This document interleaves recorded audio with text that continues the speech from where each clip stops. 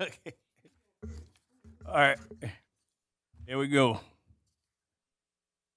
Public Safety Committee meeting, Park and Recreation Committee meeting is now in session. Um, if you got any cell phones, put them on silent. First item on the agenda is the August 9th minutes, meeting minutes.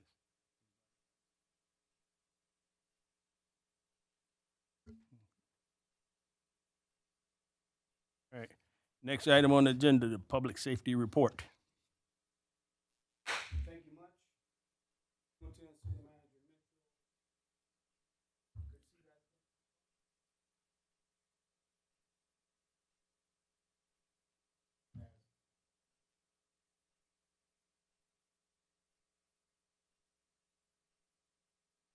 Mm-hmm.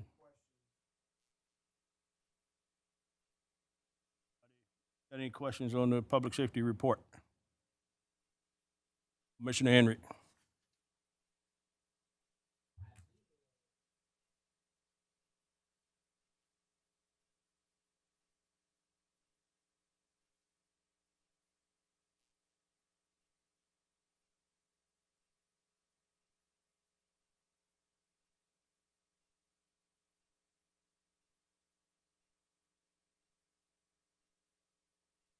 Question. I forgot to share.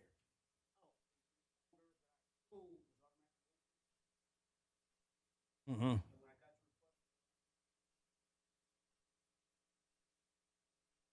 Technical issue. Okay. Any other questions on report? All right. Okay.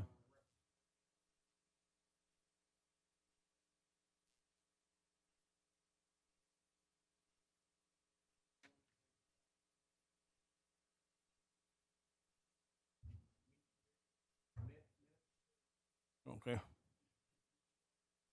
All right.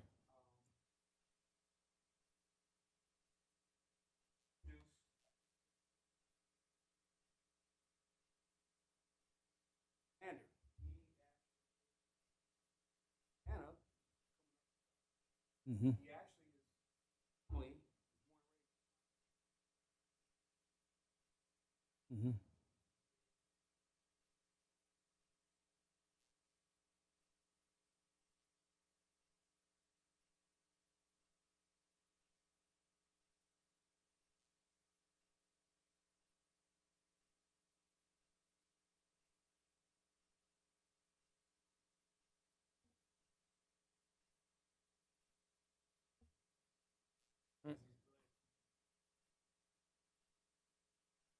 Okay.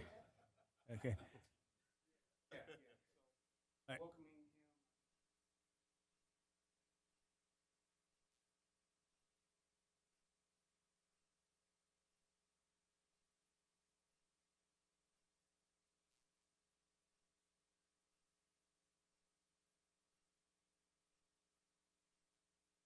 Mm.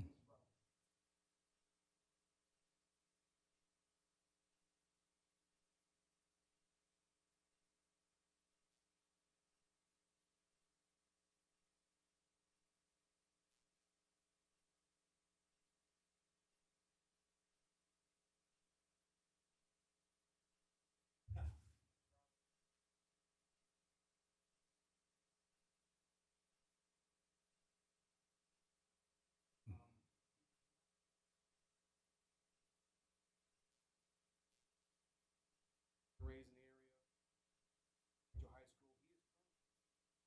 He is currently in the army. Mm-hmm. He's done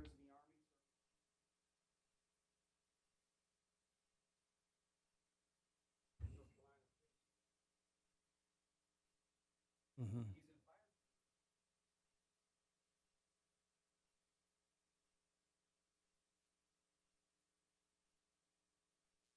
Carolina. So he's.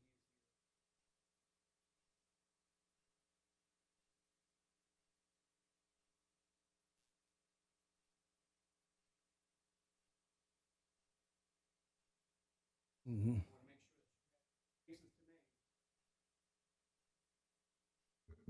Do they have to attend the recruit school since, or do they do,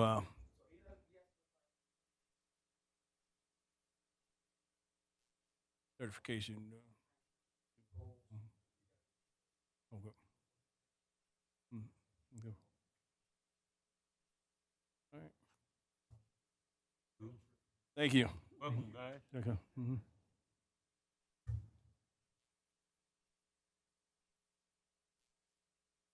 Anything else on the report? Okay. Let's move to the next item. Harbor Towers update.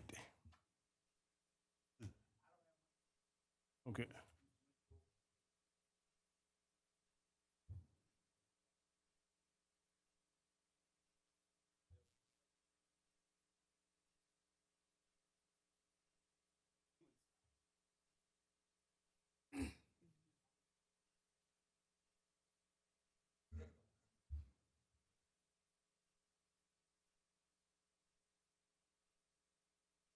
Mr. Manager, what's your pleasure? Mr. Chair, right now, we're in discussions with HUD, and we'll be in discussions also. We've been in some discussions with the Housing Commission. So I don't have anything I want to report it right now. Okay. We do have another meeting tomorrow with them. Okay. Pastor Palmer. Okay.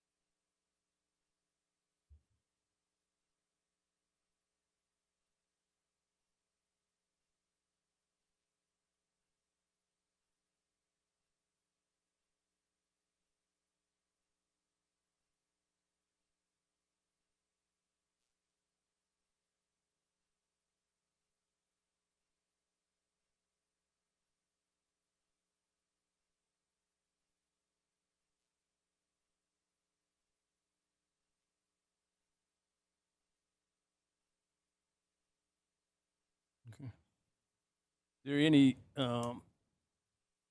piece to your program that relates to conflict resolution? Is okay.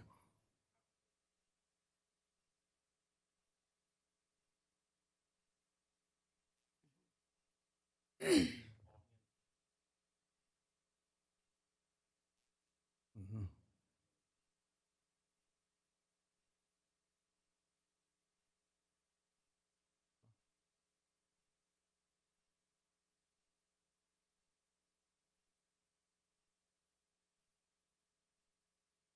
Mm-hmm.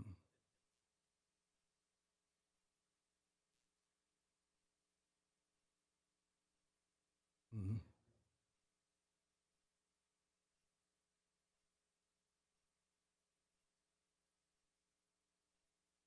Mm-hmm.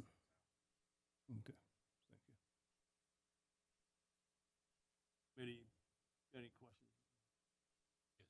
Thank you, Chair. I guess this would be kind of directed to all of us, but specifically city manager because he's in the meetings. Kind of piggybacking off of Pastor Palmer. Uh, the building is in my ward, so I'm getting all the feedback and questions.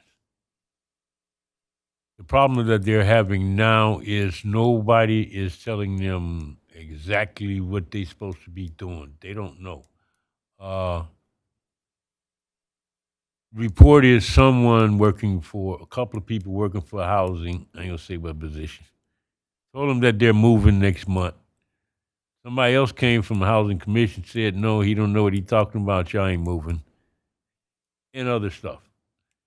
It would be nice if we can give them something.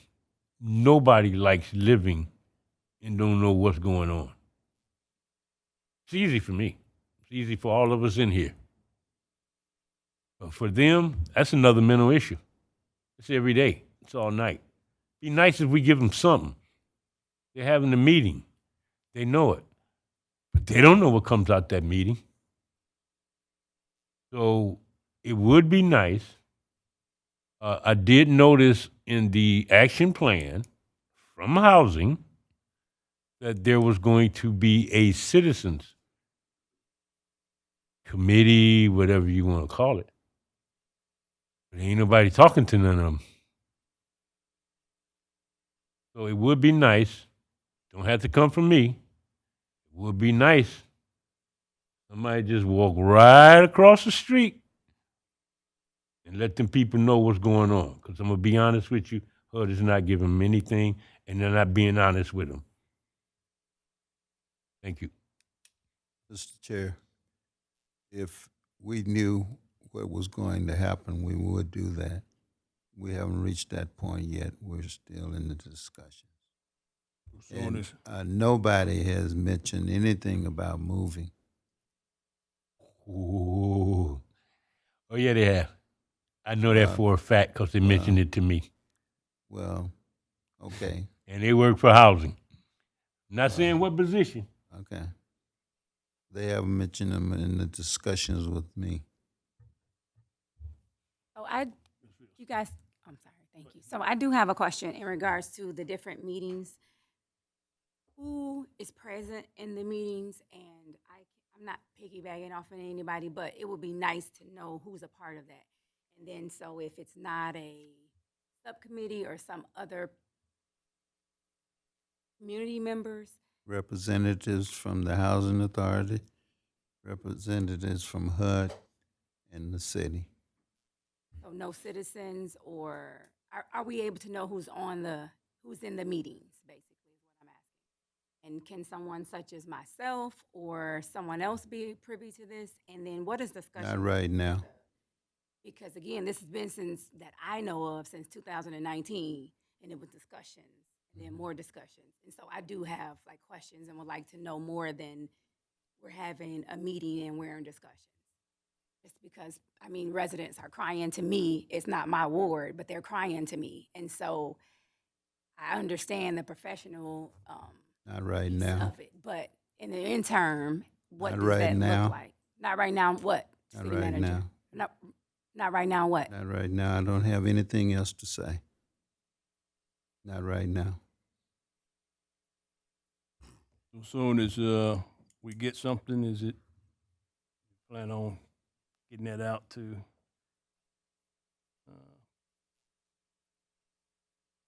Mr. Manager? As soon as you find something out, will you? Okay. Yes, Do we sir. have a time frame though, I'm asking? The next meeting tomorrow, right? Right. So is there like a time frame? Probably not till once they meet, I guess. We'll find out, huh? Is it? Commissioner Henry.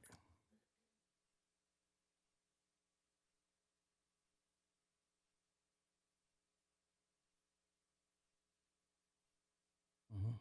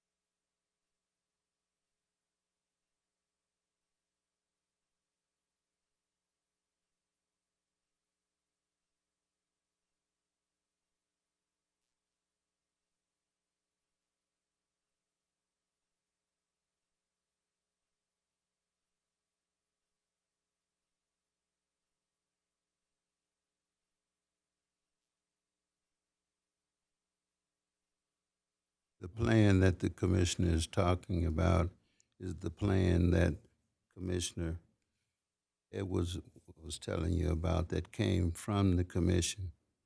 From the Housing Commission. Yes, it has not, and it has gone up to HUD for review and approval. And we've not heard anything yet. And I've said I have nothing else that I can say about it because I have not gotten anything from HUD. So, that meeting tomorrow, HUD's gonna be at that meeting. Okay. One last question. Have anybody in these meetings discussed having a citizen? And if they did, what was the end result of that conversation? Did they say no, or it never was discussed? I don't understand your question, Is Commissioner. that in the plan that they had? Yes, Talking about? but outside of, it's in that plan, but outside of that, in these meetings, has the conversation been brought up that we should have at least one citizen in that building? If it was brought up, what was the end result of that conversation? Was it, we haven't thought about it? Was it no? And if it was no, why not? The plan is under review, and we'll be talking about it tomorrow.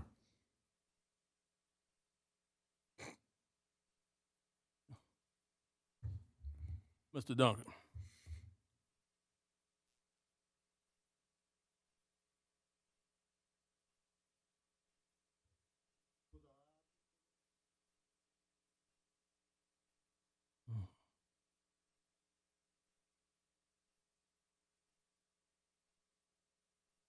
I lived in there.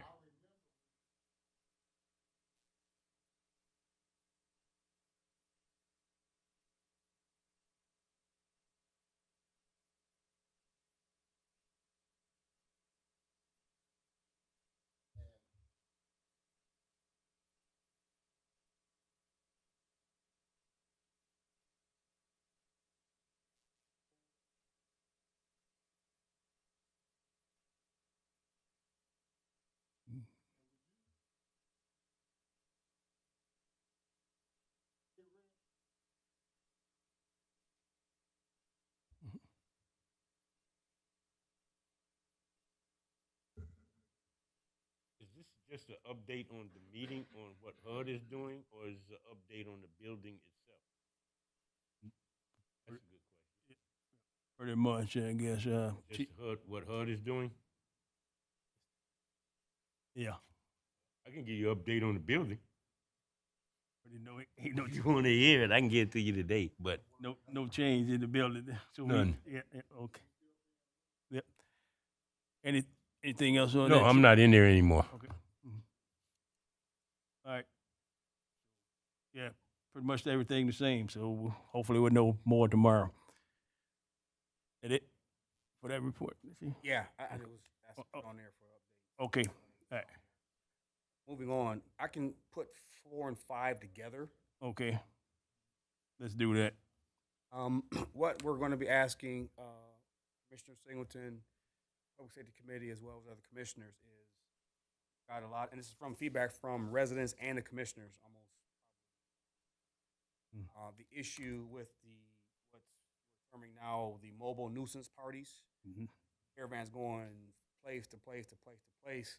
Of course, the place I like to go to are the convenience stores here, which again, I'm going to tie these items together. So what we're asking, with your permission, sir, is to start the discussion, well, we'll start the discussion here and also legislative, to introduce some legislation which has been adopted by Kalamazoo, and they've had some success with this.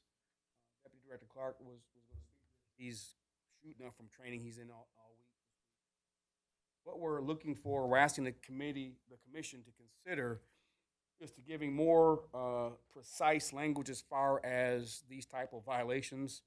It's a funny segue into what Seneca's going to be talking about. To try to give us some teeth as far as combating these parties, these disturbances, with the legal means to be able to do so effectively. So this is what we got really directly from Kalamazoo. I don't know if the clerk made copies available of this. I'm saying we can kind of meet to it to get started. And if it's the will of the commission, obviously we'll do what you want us to do. We can get this going and ultimately approve it. That's what we want to do. But we want to start that discussion.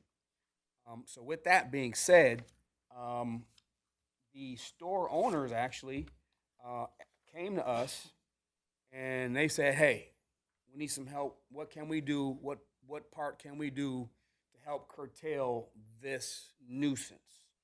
Which I was very pleased to have happen. So on August 31st, we had a meeting with them here. Mr. Singleton, of course, you were part of that meeting. I'm trying to make this bigger for you guys. All right, because I know it's.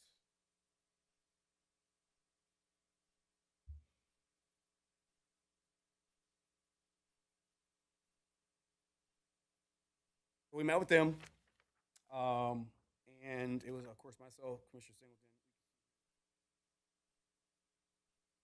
who was present. So in that meeting, they did ask for some help. And in that meeting, we had an agreement of some items that they're willing to do on their end to help curtail these nuisance parties. One of the things is, which was effective 9/1, and we're still trying to get some consistency with that. Is they've agreed to close down on Fridays and Saturdays from 1:30 to 4 and go dark. So if we don't have light to attract, then hopefully so that's one thing they've agreed to do. They will still have an employee inside the store that will be working, stocking, cleaning, whatever. We think that, and we've had effect with that before in Main Street Market. It kind of fills it off. What we're trying to do is get something that's going to last foundationally. They've also agreed to, because Benton Harbor is about to be on the cutting edge again, as we always are in our city, with the camera system throughout the city, which is still being, we're about seconds away from getting it going. The stores, Detroit has, I think, Project Green something, Green Light. That stores can get these boxes, and they can pipe their internal security footage directly to the police department. Now, granted, we're not trying to really be Big Brother or whatnot, or we're not trying to just spy on people. What they agreed to is, they would do that at their own cost, which I don't think the box is that much. We will only see outside. We're not trying to see inside. We're not trying to invade their privacy as store owners and citizens, because many of them live in the city. I don't know if you know that. Many of them live in the city, the actual city. So they've agreed to, once we get to the point, we get the recommendation for the equipment to purchase those, so we can go and tap right into outside if there's an issue. Calls and say, hey, I got Deidre Fields, won't go away. She panhandling again. We can see for ourselves, which is significant, now that becomes a misdemeanor committed in our presence. We can act if need be, or just kind of keep an eye on that. So they agreed to that. And again, that's a big one. We also agreed to, I like meetings, like to touch bases. We're going to meet once a month. It's going to be the last Thursday of every month. It's going to be 1 o'clock, hopefully here in the chambers, if not in my conference room, just to kind of see where we are. If they have issues, share those with us, and vice versa. So we're opening up levels of communication for that. We're still working on getting on the same page. That's why Don Corleone 2 is here. That's the guy with the orange shirt. So Sonny is Don Corleone. This is Michael. So here's one thing. All right, so one of the things we have to be mindful of, there are cultural issues that come with them when they come to our community or any community. One of the things is kind of a double-edged sword. I think culturally, they don't like to have much contact with police. I get it. The other thing is, and this really is a bone of contention with me. It drives me nuts. I'm begging these guys to help us. I don't know if you're aware of, these guys suffer ethnic intimidation almost on a daily basis. Call out their name, they're called towel heads. We've had owners be struck in the face. One had his employee had his wife attacked, and they fear retaliation if they say something. And I personally have a problem with that. I understand where they're coming from. My position is, or our position as public safety is, we can't help you stop this behavior, which is a felony, if we don't know about it. So we're working through that, trying to get them comfortable with, they got to work with the people, their customers, every day, all day. So I get that. At the same token, if we want to have people of Ben Harbor safe, that includes them. Again, many of them live in the city proper. So that's something that is important to me. It's a work in progress, but I think we need to be aware of that. Happens. And then lastly, to communicate with us, send us images of maybe some problem customers that we can act. Actually, we already had an arrest the next day after this meeting of a guy that was selling marijuana illegally in one of the parking lots. So we ever snatched him up, he had like 5 ounces. Of course, it's contrary to the Michigan marijuana law. So that is what we're looking to do to help our stores help us, and to help bring a level of order to the city. That being said, I open up to questions, or if Michael might want to say something real quick. Like we want-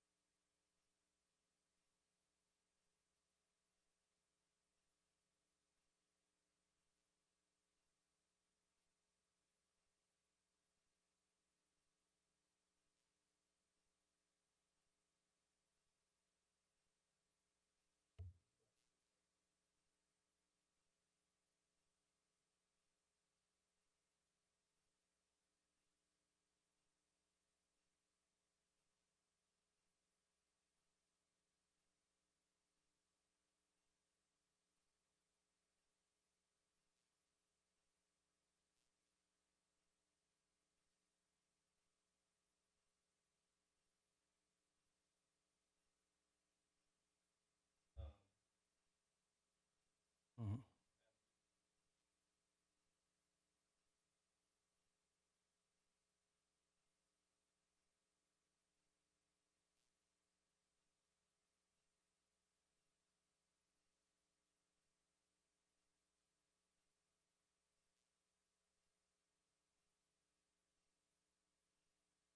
Mhm.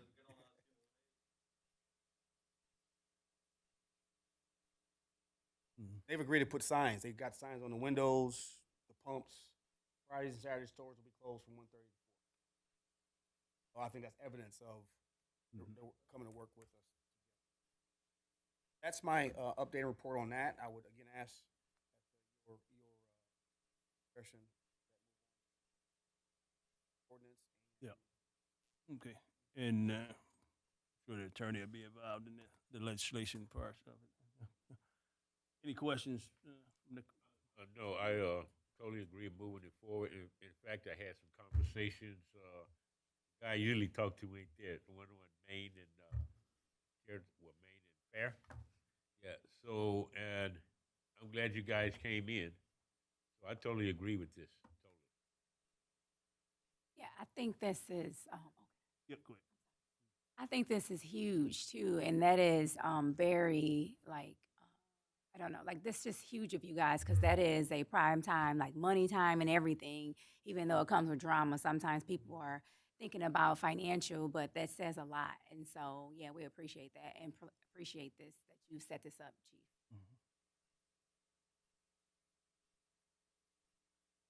All right, we can move that on to the. Oh, sorry, Mr. Henry.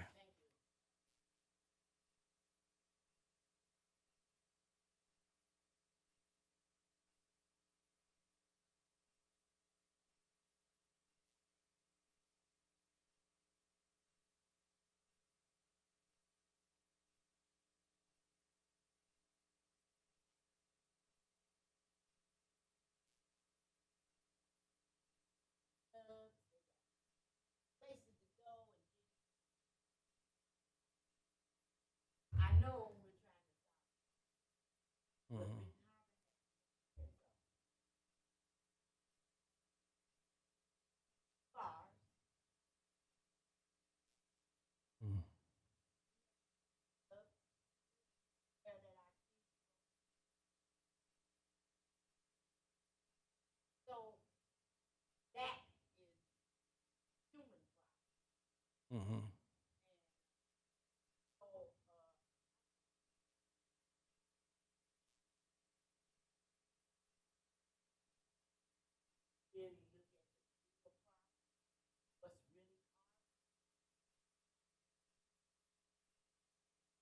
Mm-hmm.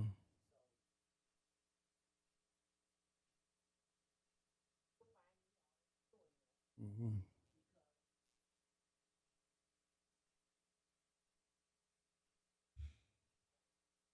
Mm-hmm. Thank you. I would say one thing to that. Mm. 4 o'clock in the morning, you don't need nothing to do but go home. This is 4 o'clock in the morning. 4 o'clock in the morning, you just want to do, be ready, go home, get ready to go to church in the morning, go to work. So we're not talking about 10:30, 11. We're talking about 1, 4, 5, 6. Main Street Market, they were there till 6 o'clock in the morning. I can show you videos of them twerking in front of the police, the squad cars. So I live right down the street from the Bay Street Market, and at one time when it had got to be the, the party place, and the cars blocking the streets and everything, and the Commissioner Henderson, a few doors down, and so when they did take the action of closing down during those times, it did take care of that problem, So yeah, you do, what I guess considering some things that folks having something to do, but at the same time, we got to also make sure that the neighborhoods are, you know, not being disturbed, and as we find things, for folks to do, but like 1:30, 4 o'clock in the morning, that's even when they're in my as I say, party days or swinging days, 4:30, yeah, I was sleep. you know. But yeah, I hear your point too, Commissioner. Yeah. Mm-hmm. Mm-hmm. Mm-hmm.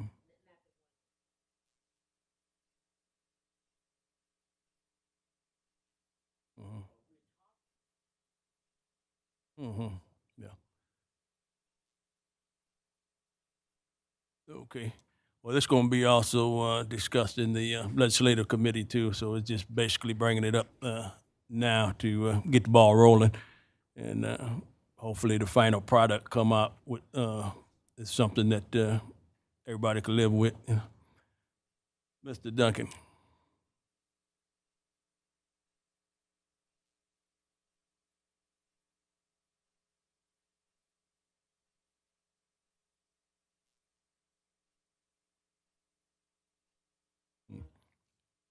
Mm-hmm.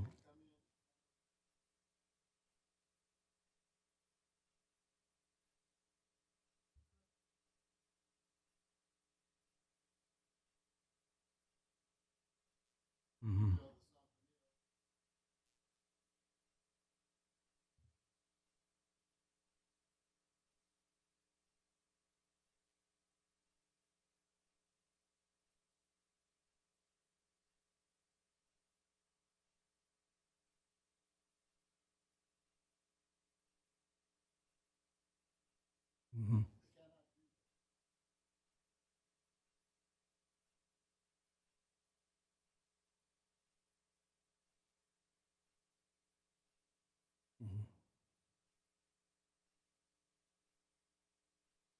Mm-hmm. Mm-hmm. Mm-hmm.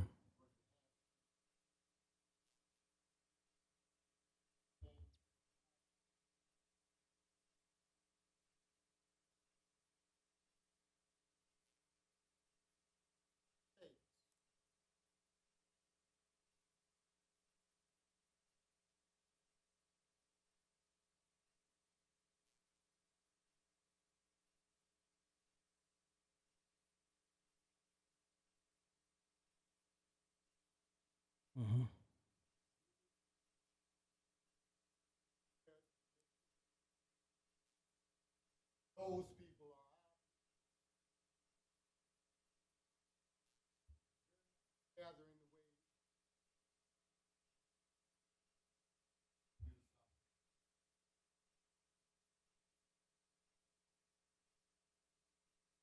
Mm-hmm. Mm-hmm. So I guess Thank you. Mr. Duncan maybe was late. Uh-huh. Let me finish. So you didn't hear that we are 8 officers down, that we have 2 per shift instead of 5. Even today, we had to have help from Benton Township State Police detectives of a melee that happened. So if you say we're not here, it's because we're trying to hire bodies to get here. That's in every report. Mm-hmm. I want to be clear to the facts. Okay.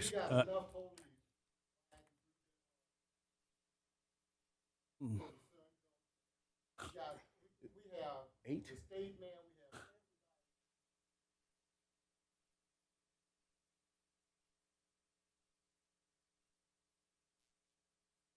When it's 400 to 1, when it's 400 to 1, no. No. Tell you what, we'll come by and pick you up at 4 o'clock, and you'll drive with us to see what we got. Then okay. Then okay. No, definitely not. We move on. Well, Yeah. well, I think. Okay.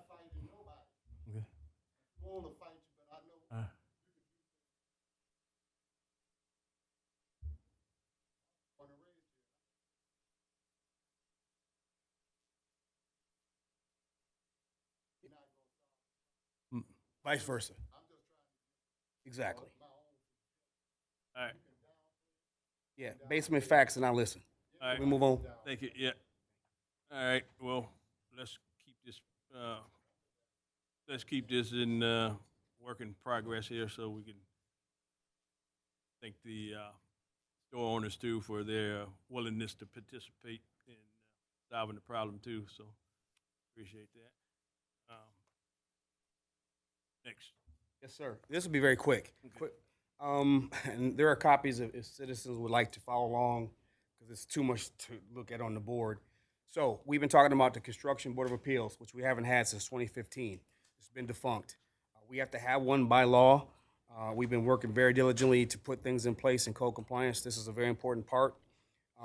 Part of when we reinstitute the Construction Board of Appeals, there's operating bylaws on how they operate. This is what this is.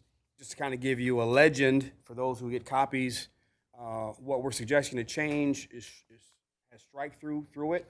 Red is proposed language. So this is simply trying to, when we get the Construction Board of Appeals back going, they at least have something to operate with. And when they go by bylaws, their first January meeting, whoever's on the board, they can take this and go from there. So that's what we're asking. We think we're in good shape. We have to have by law 3 to 7. We got at least 3 people right now that are confirmed that have agreed to serve. And again, this is as needed. One of which is Tim Drews, Grandma Marsh, he's one of our engineers. Dylan Barnes, who everyone knows who that is. He is a certified contractor. Daryl Jackson, actually certified contractor from the city. Mr. Loyal Bennett actually has come up with a couple other candidates. So we have at least 3 we can start with right now. I talked to the mayor about the recommendation that'll come from us and the credentials that we have. I think the one application is actually on file, the clerk is verified. And we're hoping to get this to the commission, if not the next meeting, the meeting after that, once we get the paperwork in place for them, for the applicants, if you will, to have it where it could be writing. Then you guys put the board, activate it in place with the people that we're suggesting, the applicants that have been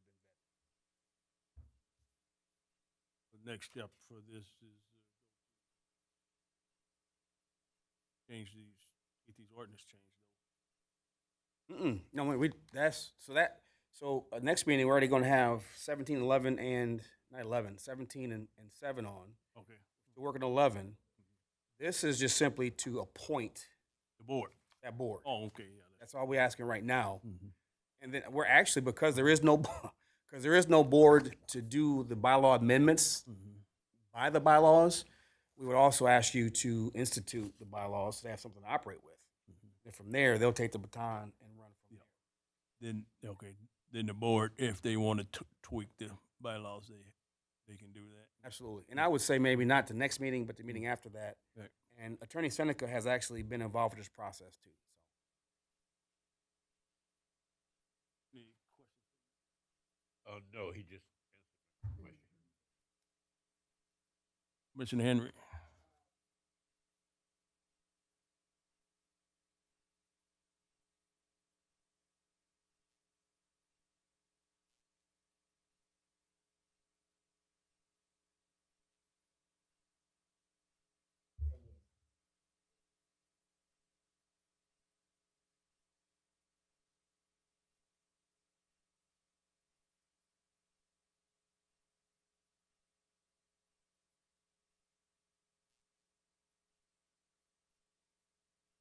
You Yeah.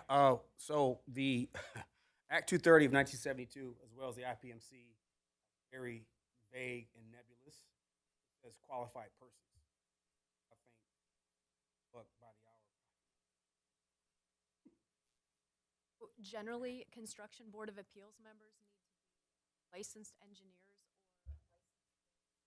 because they're charged with enforcing the building code. So people go to them when they have a question about the building code. No, you can't do that for any reason, and then they appeal that decision to the construction. So those people have to have unique and special knowledge. So it's generally people who are in the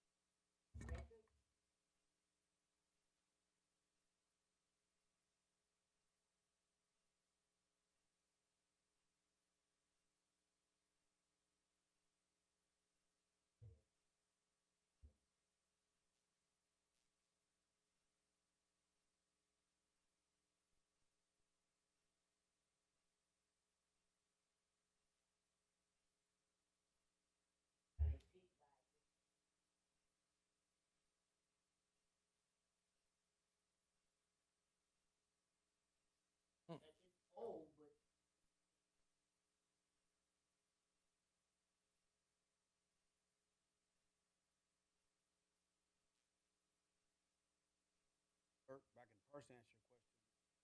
Remembers several open cases.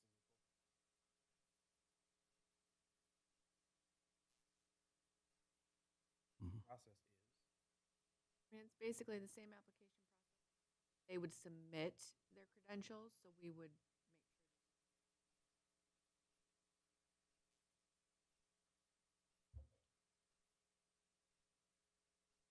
Right.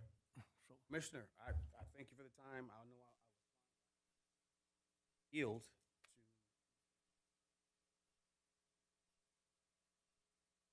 to. Ms. Seneca. Well, I appreciate this opportunity. To give everybody just a general summary of this number 7 decriminalization of ordinances, I want to make it really clear. Ordinances that we are proposing to decriminalize are your lowest level misdemeanors right now. So it's the garbage and litter ordinance, the noise ordinance, and general nuisances, which is trash around people's property and just general lack of upkeep. Right now, in the city of Benton Harbor, those are all misdemeanors. And that means if somebody gets charged, they have to go to court. There is at least 2 hearings before the judge. They can ask for a jury trial and have a free attorney appointed. And the jury trial process is really, it's long, it's arduous, and it's very difficult. So for example, if you had a jury trial now set for a noise violation, what would happen is it might be 3 or 4 months, it would get on the judge's docket, and it would be on the calendar for 3 or 4 days.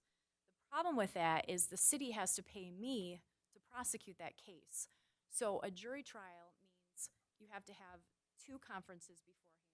You have to do jury instructions, which are very detailed, detailing the crime, letting the jury know what's there. And I don't know if any of you have ever served on a jury, but for one jury, they may call 30 to 40 people. All those people have to take off of work.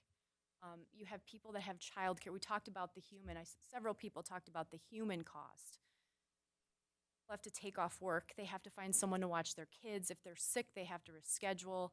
a lot of people don't have the resources to take off work for even half a day for jury service, let alone a 4-day jury trial, which is what these are scheduled for. So the administrative costs are really great, not only to the city, but I believe to the court system. It's taxing on the court system to try your lowest level misdemeanors. And when I talk about these, I want to be really clear. We're not talking about assaultive crimes where people are injured or people are hit or there's any sort of assault. Those are all state crimes, and they can be charged under state law, and the prosecutor's office handles them.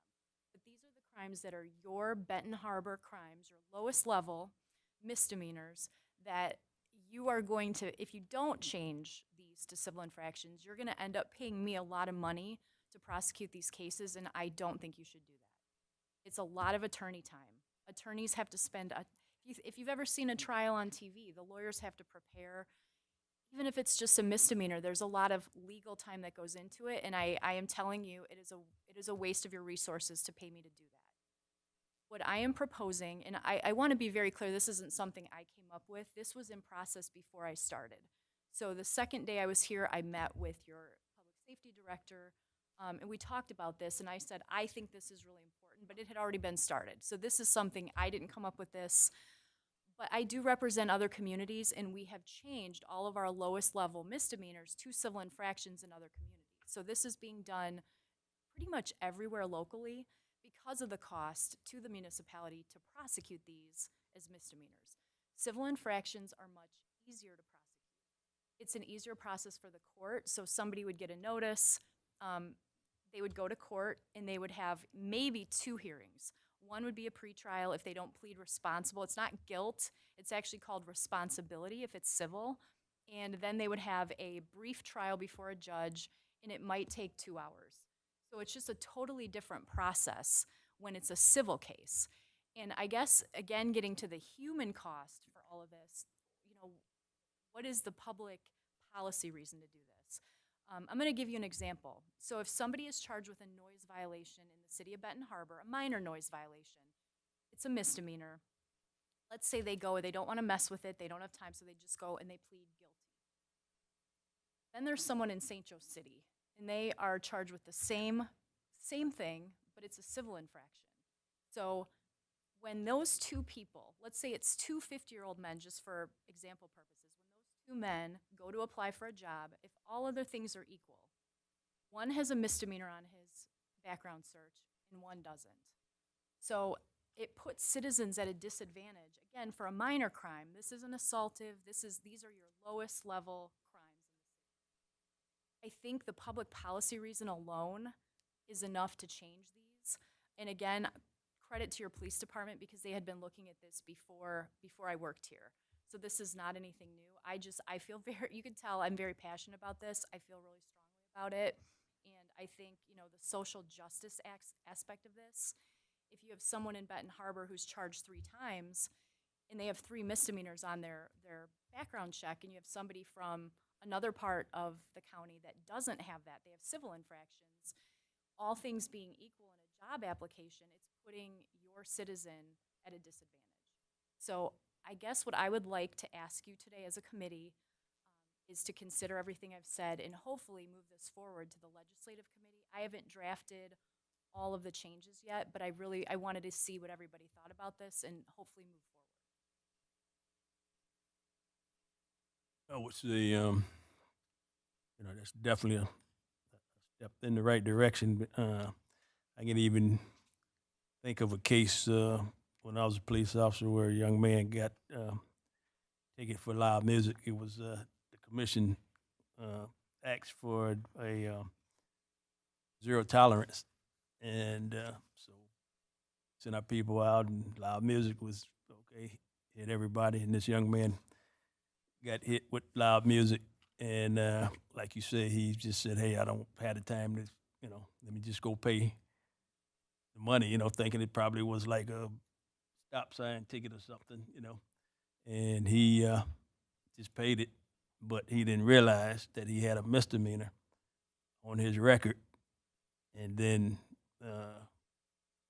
just luckily during my little stint as a acting city manager, this guy had applied for a job at one of the charter schools, and he got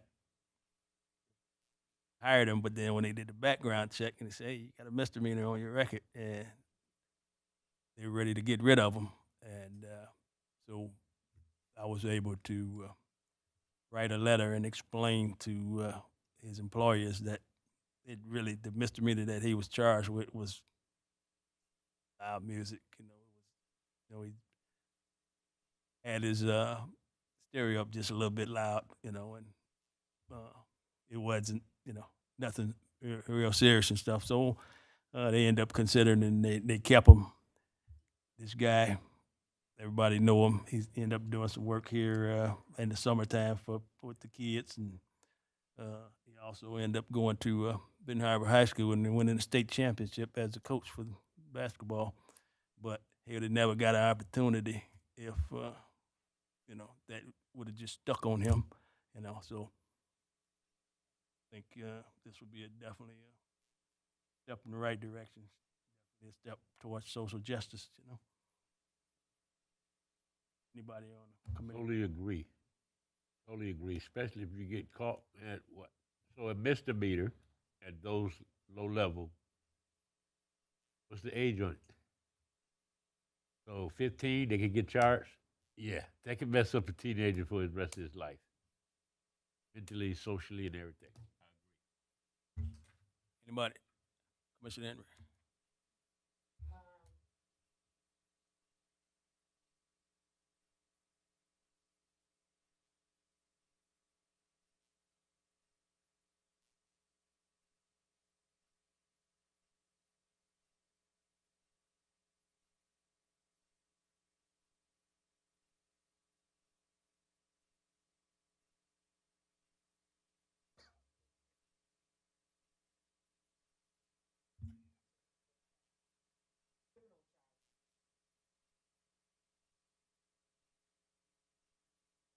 Mm-hmm.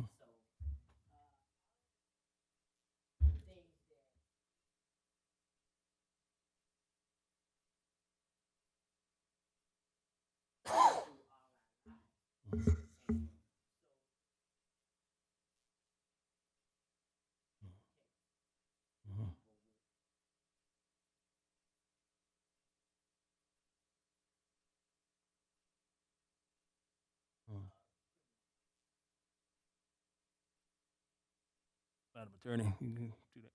Thank you. All right. Anybody else? All right, let's move on to the next item. This is presentation bar and flavored tobacco. Got some people here to, for the record, identify yourself and your organization. Thank you. My name is Jermaine Dickens, and I am the principal of Compass Strategies, which is a public affairs firm in Detroit, Michigan. And I am here with Minu Jones. I'll allow her to introduce herself. Good evening. Thank you for having us. I'm Minu Jones. I am the founder and CEO of Making It Count Community Development Corporation. We're a nonprofit organization that's geared towards improving health equity outcomes for people of color. And I also chair the Detroit Wayne Oakland Tobacco Free Coalition. Thank you. Go ahead. Yes, go ahead. All right. Well, thank you, Mr. Chairman and Council Commissioners. Thank you for allowing us this time to talk to you about this very important issue.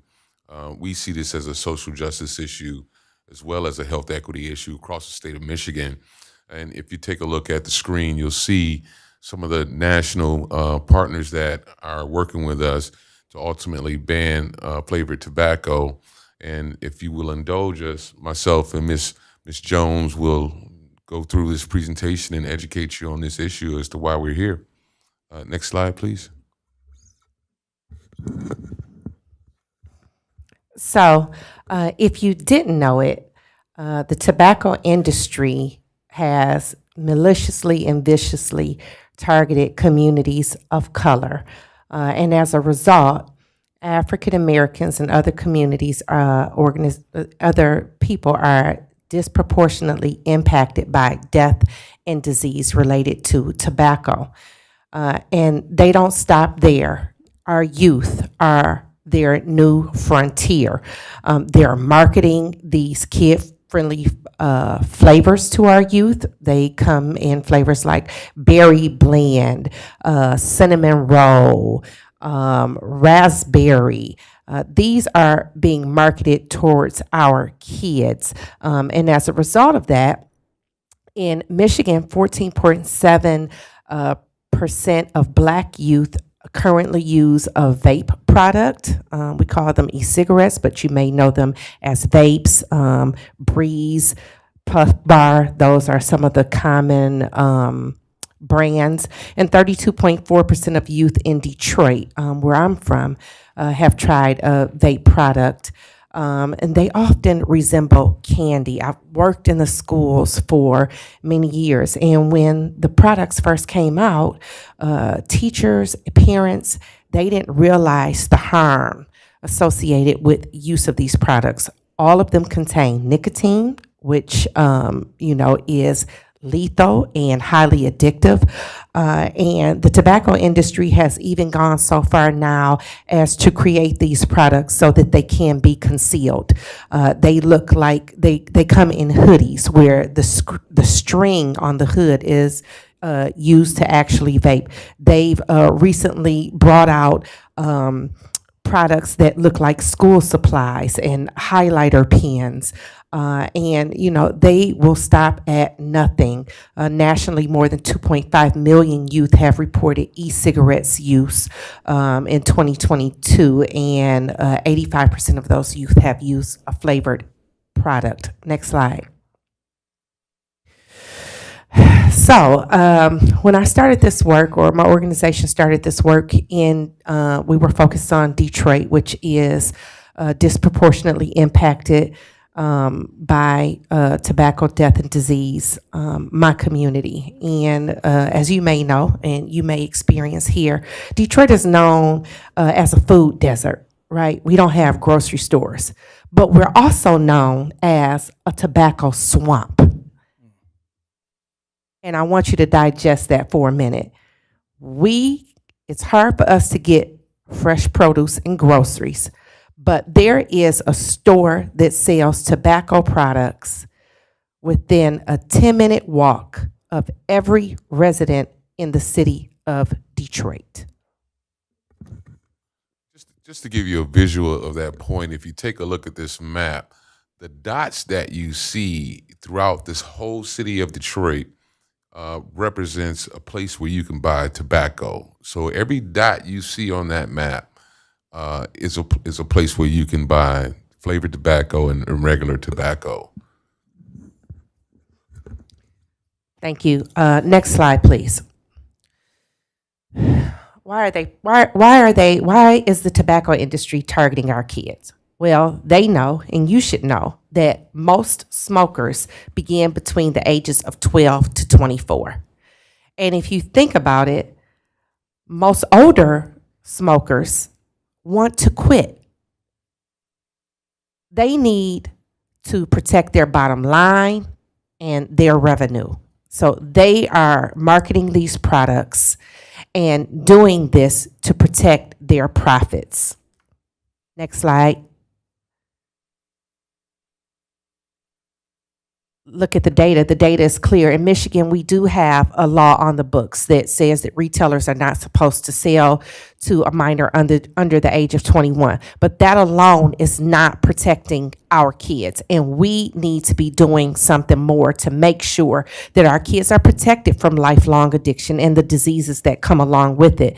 Here is the FDA tobacco compliance check failure rate for for the communities identified. Benton Harbor, 30% of your retailers have sold tobacco products to a minor. Grand Rapids, 30% of the retailers failed the compliance check and sold to a minor. Flint, 33%. Pontiac, 40%.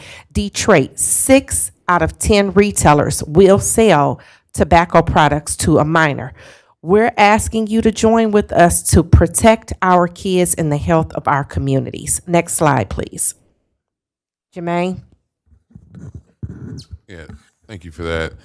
And so, how do we know what big tobacco is capable of? Because they have a track record.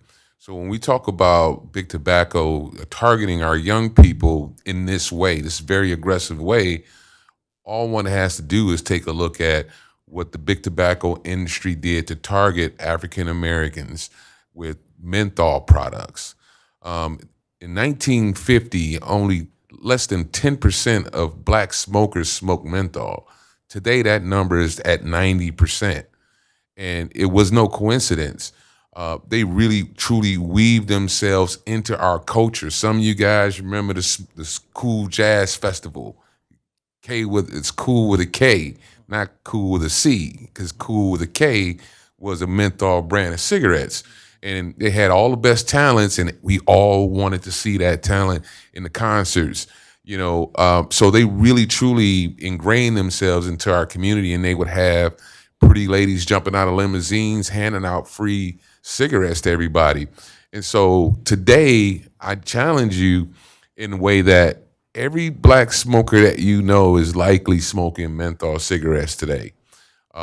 And so as a result, 72,000 black people each year are conducted with a tobacco-related disease, and another 45,000 black and brown people die every year from a tobacco-related disease.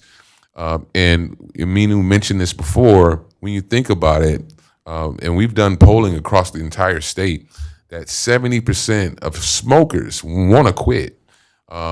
We're talking about black smokers now with menthol, but menthol is highly addictive. What they did was essentially created a cigarette that black folks would smoke. So earlier I said in 1950 it was less than 10%. Well, they had to figure out why that was. So they created a product that masked the taste of the tobacco and made it easier to draw on it. And it made it more palatable for us because we didn't want it. And so now if you had a menthol smoker and a non-menthol smoker standing next to each other smoking a cigarette, the menthol smoker would finish their cigarette quicker, because when you mask the taste of menthol, it allows you to take a lot longer draws on a cigarette than the non-menthol cigarette would allow you to do. And so as a result, you got the deaths and the challenges, health challenges that are related to tobacco. Next slide, please. And so when we're talking about big tobacco ingraining themselves into the black community, there's also no coincidence that in most of the liquor stores you see menthol promoted in the stores. There are always a sale on menthol. When we talked about them giving out free cigarettes at events, well, when it made it to the shelves at their stores, it was always the cheapest cigarettes in our community. So it was the one we chose.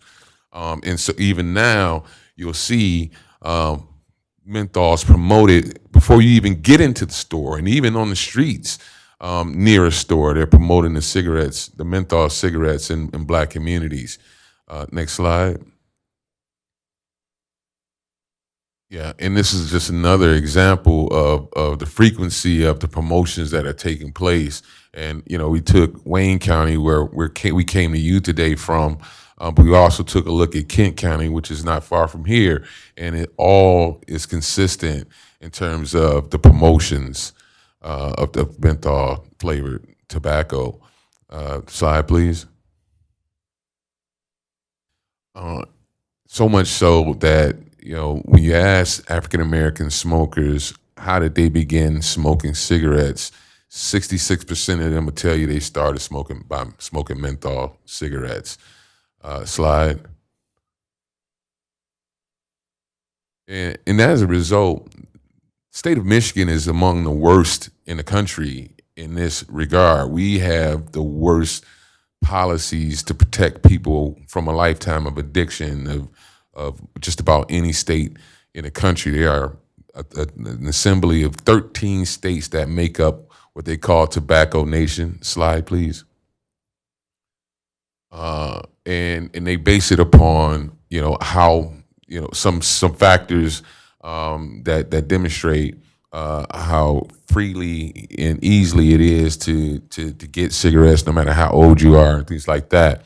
But just to kind of give you a snapshot of how big the problem is in Michigan, there's $300 million spent each year in Michigan to keep people addicted to tobacco. And earlier I said 45,000 black people die every year. Well, when you talk about the general population in Michigan alone, more than 16,000 people die from tobacco-related diseases here in the state of Michigan alone. And when you think about the cost, the healthcare cost of people who are going to the hospitals and have influenza and all kind of stuff going on with themselves as a result of tobacco use, that cost is costing us taxpayers over $5 billion a year to address those issues. And so you can just kind of see some of these issues that are prevalent in the state of Michigan. Next slide, please. Which again brings us to Tobacco Nation. And so how do they judge a state and include it in Tobacco Nation? They take a look at the life expectancy of its citizens. They look at the usage rate, usage of cigarettes, other menthol or tobacco products. They also look at the cost. We talked about how much cheaper menthol cigarettes are. Then it also looks at youth use. So how many young people in your state are actually using menthol? So they take all these factors in and determine who are the worst in the country. And as a result, Michigan is a part of Tobacco Nation. Next slide. So, excuse me. So there are other cities across this country, who have dealt with this problem, either full-on restrictions or partial restrictions. So you can see here in Detroit, oh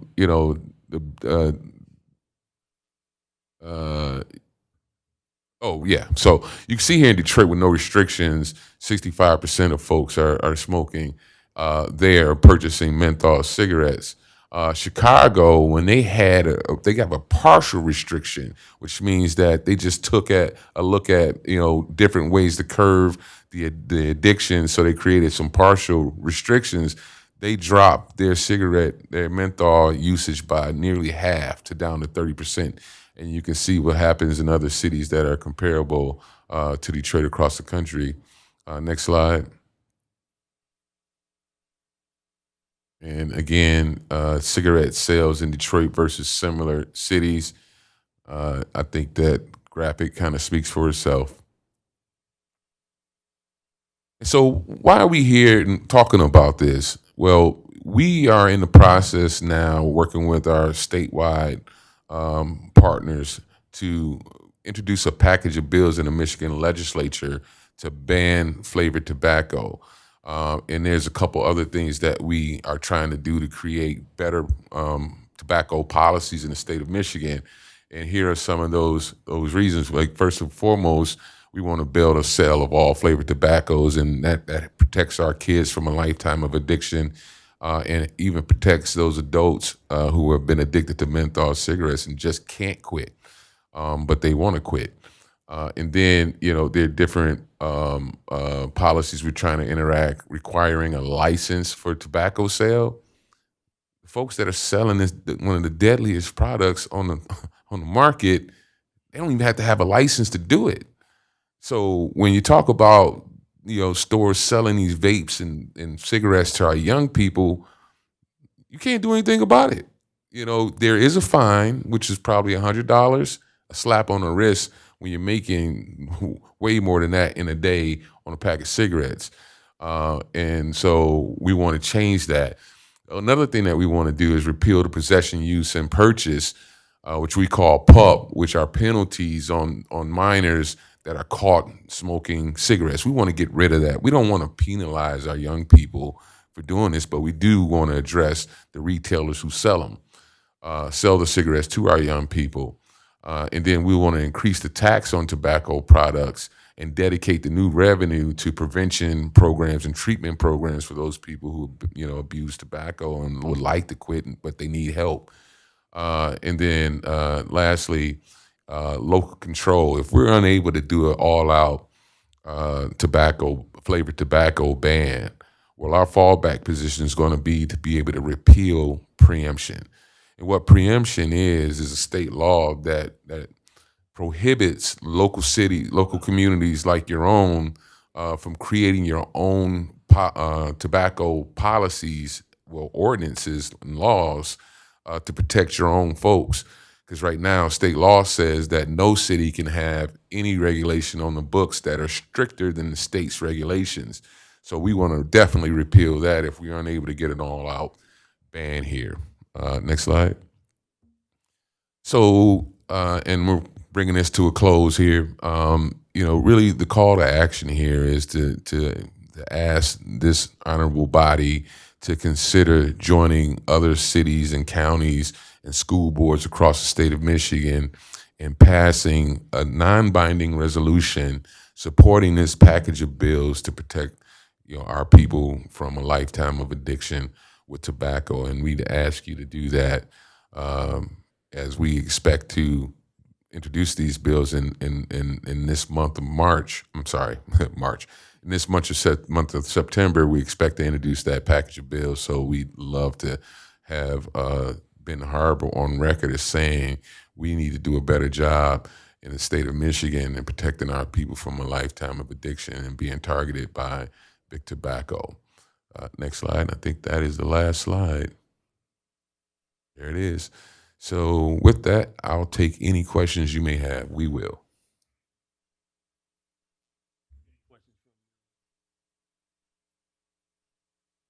Yeah, I had one interesting question. Has there ever been a study on some of these athletes who just fall out? Has it ever been studied if they use vape? Yeah, I'm not aware of a study on athletes, but if you guys remember, just before COVID broke out, when we didn't know what COVID was, there was an epidemic of young people ending up in the hospital with respiratory issues, and nobody could figure out what landed these young people in the hospital. We had a pretty dramatic case here in Michigan alone, but it was tied to vaping. And again, as Minu said, big tobacco, they're very creative. So their vape products look like erasers. They look like USB adapters. They look like whiteout. They look like ink pens. These are all things that big tobacco is creating for our young people to make sure that the parents never know what it is that they're doing. And in Detroit alone, and I apologize if I keep bringing up Detroit, but I see Benton Harbor really as a microcosm of Detroit. We're all urban cities across the state dealing with the same urban issues. Whereas in Detroit, Dawson Middle School is around the corner from a gas station. And we went in and talked to the principal at Dawson Elementary School, and they had bags and bags of confiscated vapes from the gas station around the corner they're selling to our young people. These are all products that these same kids are using around their parents at home who don't know that this is what they're doing. But the school professionals, teachers, and principals and what have you have gotten wise to it because they're seeing too many of them. So, again, big tobacco doesn't mind bamboozling a household. They're going to make sure that the kids get this product that's going to get them addicted for a whole lifetime without you ever knowing it. And that's what we're here to try to prevent. Thank you. Thank you for the question. I was going to ask something along those lines. Examples of large reactions or, examples of how that has played out. Yeah. I haven't ever smoked, right? I do remember growing up that we could go get them from parents, from the stores we were in, right? And that menthol wasn't, it was, make sure it's this and that. And and I remember it was like easier to smoke. Yeah. And I have known or have learned about kids that I even know have had some of the highlighter appearing. And stuff. And so it is huge. It really is. I didn't know about all those like sour candy flavors and stuff. There are over 4,000 flavors. 4,000. And, we mentioned earlier on that this is a social justice issue. And it is. In 2009, when President Obama signed the Tobacco Cosmetic Act, it gave the authority to FDA to regulate the sale, manufacturing, and distribution of tobacco products. Almost immediately, flavored cigarettes were banned, with one exception: menthol, which is a flavor. It's the most widely used flavor by African American smokers. And I lost my father in November to COPD and emphysema. He was a Newport cigarette smoker. It's a social justice issue. Our lives matter just as much as everybody else's. We deserve the same protections under the law as everybody else. It took the African American Tobacco Control Leadership, American Medical Association, and American Anti-Smoking Health Association to sue the FDA for them to move forward on this. But it's taken 20 years, and we lose 45,000 African American lives each year to tobacco-related disease. It is the number one killer of African Americans in this country, the number one. So we can't wait for the federal government to protect our kids. We can't do it. We have to do something about it now.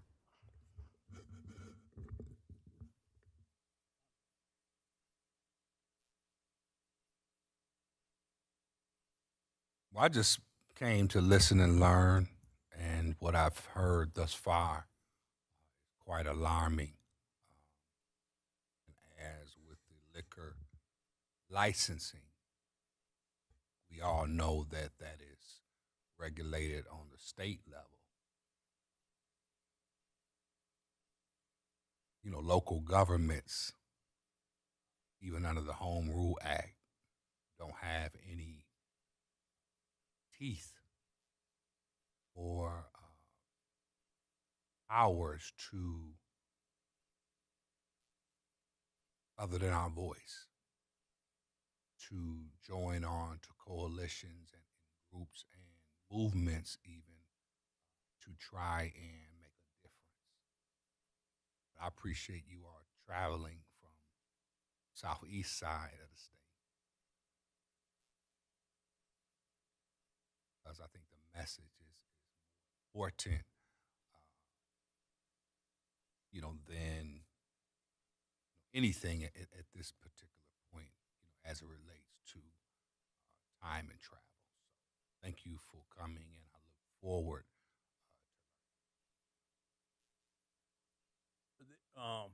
You mentioned about what was that law again about refilling local governments?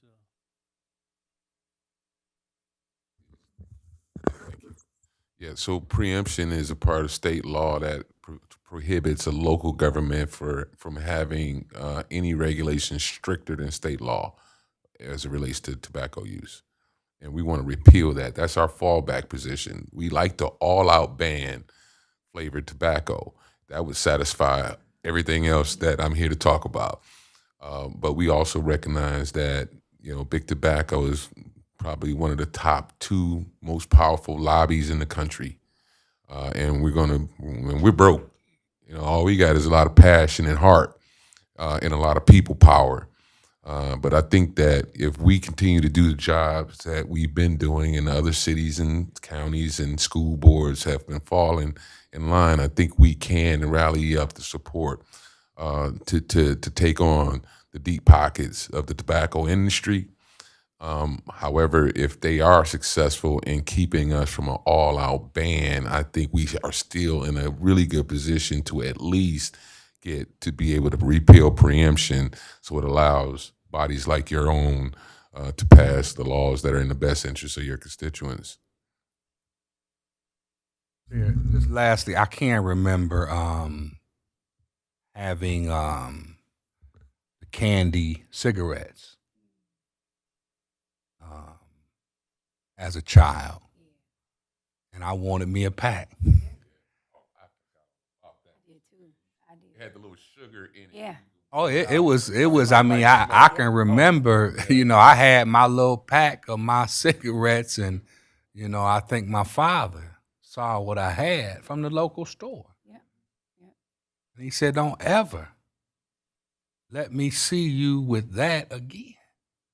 And that was the end of that. But I was just looking. It was I think it was in a movie or something, an older movie, but they did away with it, where they're no longer that I know of selling the candy cigarettes with the resemblance of a pack of Marlboro 100s because of the harmful effects of the aftermath. So hopefully we can address this bigger issue in that same way.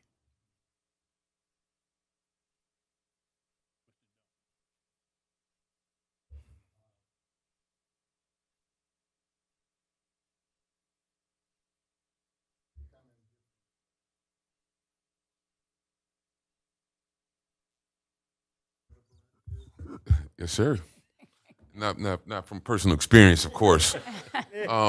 So yes, they would be a part of it. So flavored tobacco, like if you smoke regular unflavored cigars, non-flavored cigars, you will continue to be able to do that. But flavored cigars, you will not, because we recognize that the flavors are there to entice young people, and you know, our effort has nothing to do with trying to go after blunts or anything related to the marijuana industry. It's all about the tobacco and its original use that we're going after. And what's interesting about blunts, you know, since you bring it up, is that like if you smoke a cigar, you don't inhale that. It's too harmful for you to inhale. You take it in and you blow it right out. But what they're putting in the blunts, you have to inhale. So you're putting something around something you have to inhale with something that you shouldn't inhale. And so that's a reason enough for me to go after the blunt papers too. But really, it's not about the paper. So if you have the wraps, I think you'd be okay. But if you had flavored tobacco, I mean a flavored cigar, then that's different. Then that's a part of this prohibition that we're going after.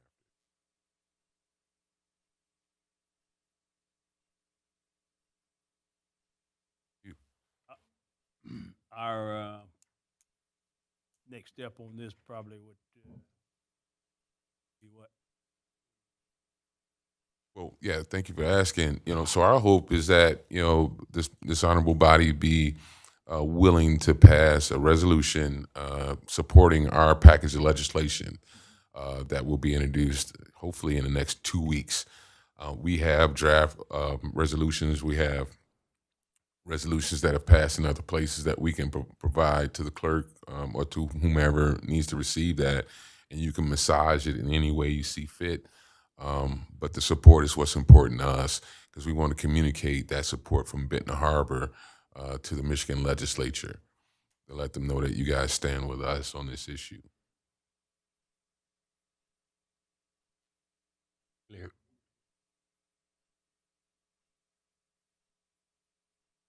Get that to the clerk. Take a look and Thank you, Mr. Chairman.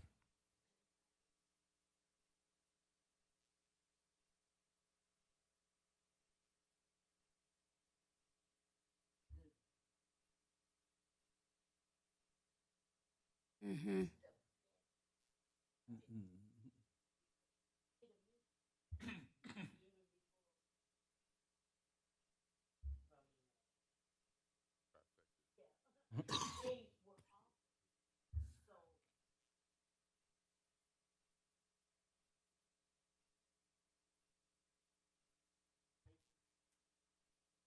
Mhm.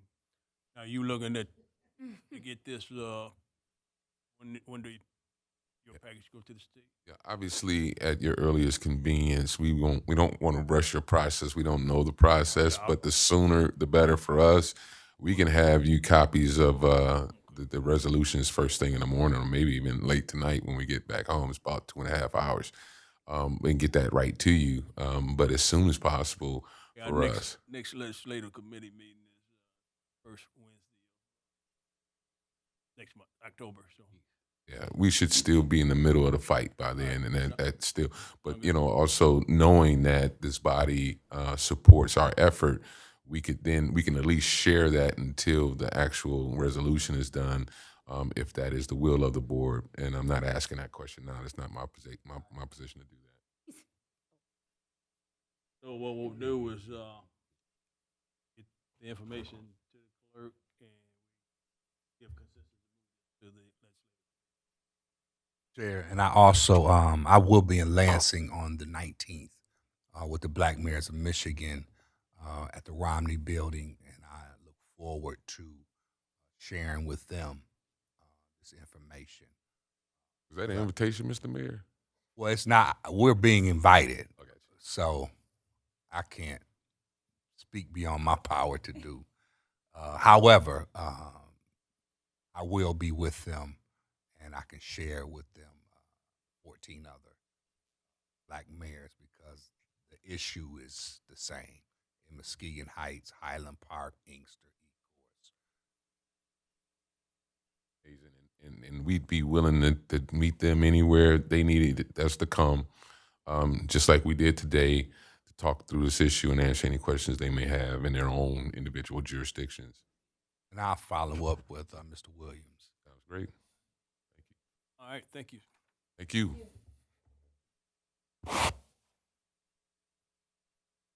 Brings us to the next resolution authorizing city manager to execute a contract with B&Z Company for the contract for 23 CBDG sidewalk project number 2. Manager. This one is going to take 9 and 10. Okay. And 11. Okay. Yes. All right. Good evening, Commissioners and members of the Public Safety Committee. Jason Markwood with AdMars, project manager. Really, what I would like to do is go over really the resolutions authorizing city manager possibly this upcoming Monday for some that the city just received bids on. We'll go over number 9 first, and that is the 2023 CDBG sidewalk package. So our office was working with Mr. Little on getting some of the CDBG funds that the city has received out for sidewalk improvement. So the city just did a project earlier this year that utilized CDBG funds.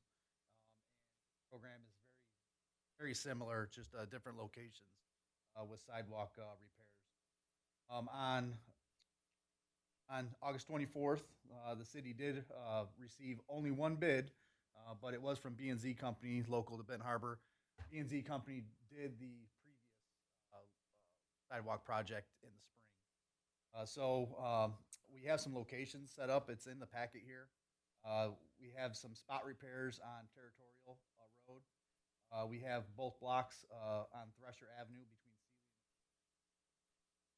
moving south, we have some sidewalk repairs on Monroe, near Eastern Tire and Niles Avenue, Union Avenue between May Street and Welch Street, Hastings Avenue from Colfax Avenue and Salem Avenue. We have looked at these sidewalks in the past. One of the other things that we're trying to do is maybe not do a sidewalk that you guys have for the upcoming water infrastructure spending dollars, thinking that those sidewalks will be replaced as part of a larger road reconstruction project.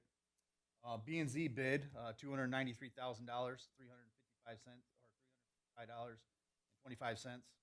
$355.25. Similar pricing to what they provided in the spring. So real good bids. We actually put the program out with the last package funding, and B&Z actually put a program out for about $400,000, and their bids came in.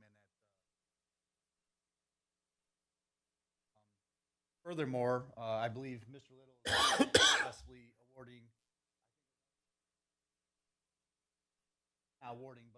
possibly awarding a contract that's larger and doing some more sidewalk work maybe in a couple more months. We have been working diligently on that. We just don't have it associated on the memo we could definitely have it ready for this Monday.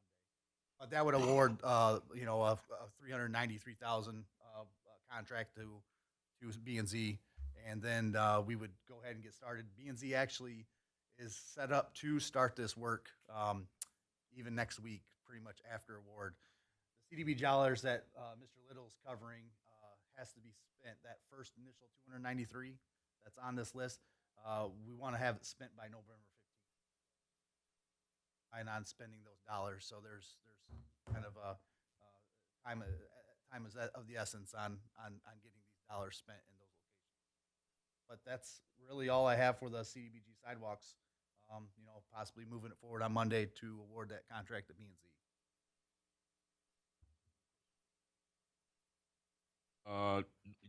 Can you repeat that date? You said November. That has to be November 15th. And that's really really dictated by the CDBG sidewalks or the CDBG funds. That additional money that we might have added to it, since the contractor already has a deadline for a contract that they would only be concentrating on that first 290. Good thing about concrete sidewalks is that you can still build them after what we call the asphalt plants and the Yeah. season's done. So there's some. We don't have an issue. We don't have a. I think actually, we would almost probably be done with everything. Thank you, Jay.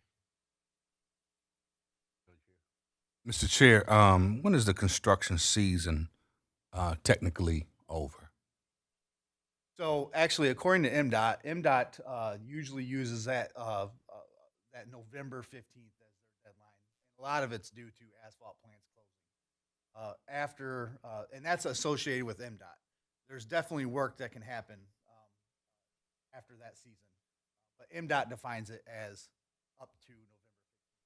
And actually, I'll have some other discussions on the other items that we're looking at possibly working through that, because no hardscape nor asphalt pavements are going to be happening. But a lot of times, if the weather's cooperative, the contractors can still install pipe, install underground, and still work. As long as things aren't frozen, subgrades are not frozen, or if it's too cold for them to be. Yeah, I just asked that, Mr. Chair, because as we close the construction season, I'm sure that staff are getting the most shovel-ready, if you will, projects so we can complete, because I know we had a very aggressive construction season this summer and starting spring. So hopefully we can shore up, close out those projects that we still have or that were scheduled.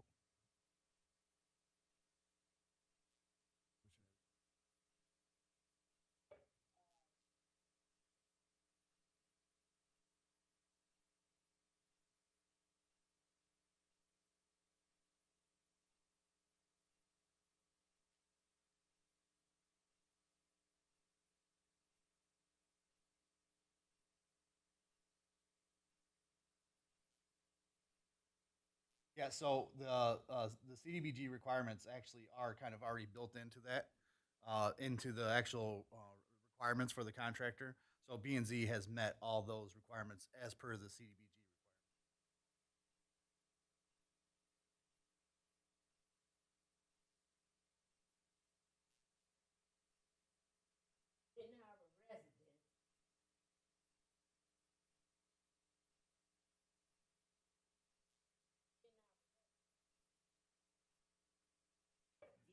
They have Benton Harbor residents that are going to be a part of this project that's already working for them.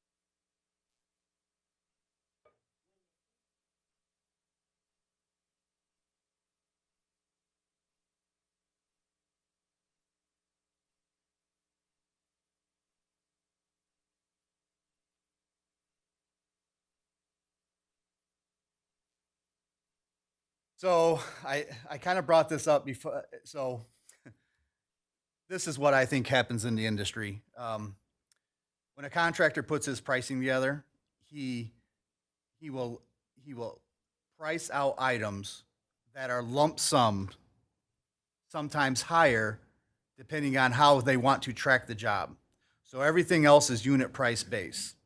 So we had estimated a cost of $15,000 lump sum. So the contractor may front load his bid so that he puts more value into his total number of 293 on that lump sum item. Because if some work is removed from his contract, that lump sum for traffic control still applies to his bid. So it is totally just really contractor to contractor. MDOT sees that significantly in their bids where they have temporary traffic control and other lump sum items that they do have to vet those out as they award contracts.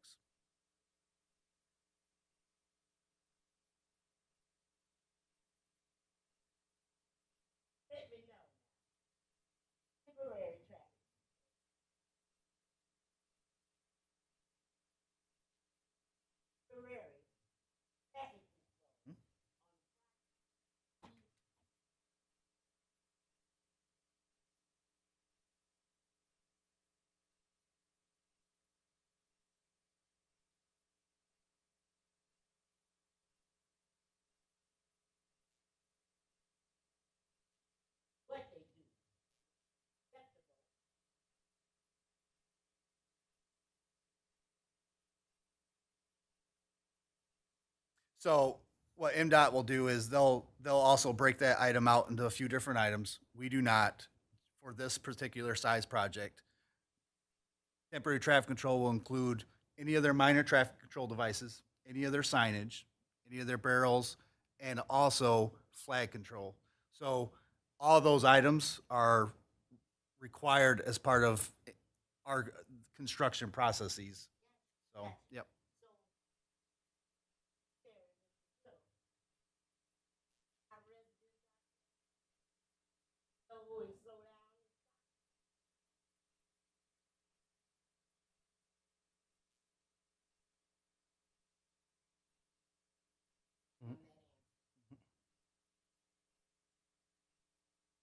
That in the, did they hire some folks? Is there anybody that's gonna be, anybody local that's gonna be doing? I'll check, but yes, I do believe their concrete foreman that will be on this job is a Benton Harbor resident. I'll find out more information on their. I don't know all of them.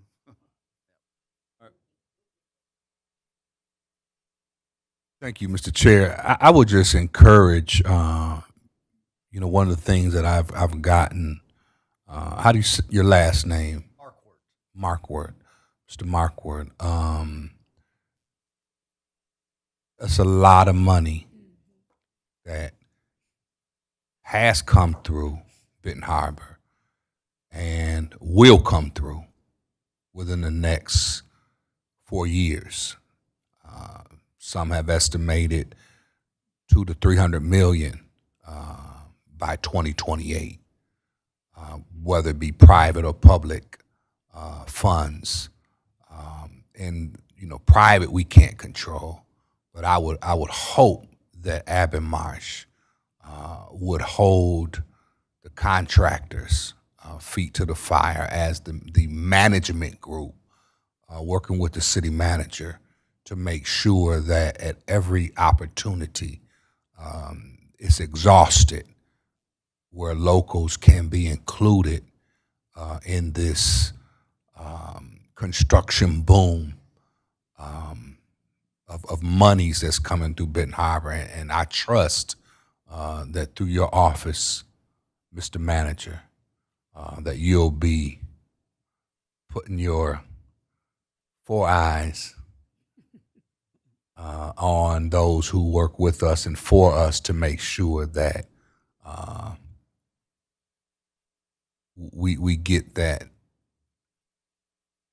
kind of compliance, Mr. Little, with the Section 3.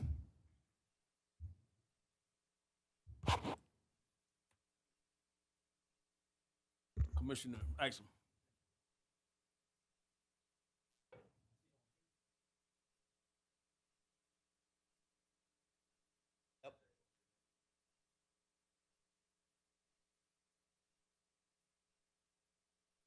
We do look at if the tree is going to be long-term effects to the buck. Yep. And whether or not if sometimes you can get the sidewalk installed, but it impacts roots. And we look at that, and if it looks like we may be removing too many roots on something, those instances do happen, especially on some of those sidewalks that are.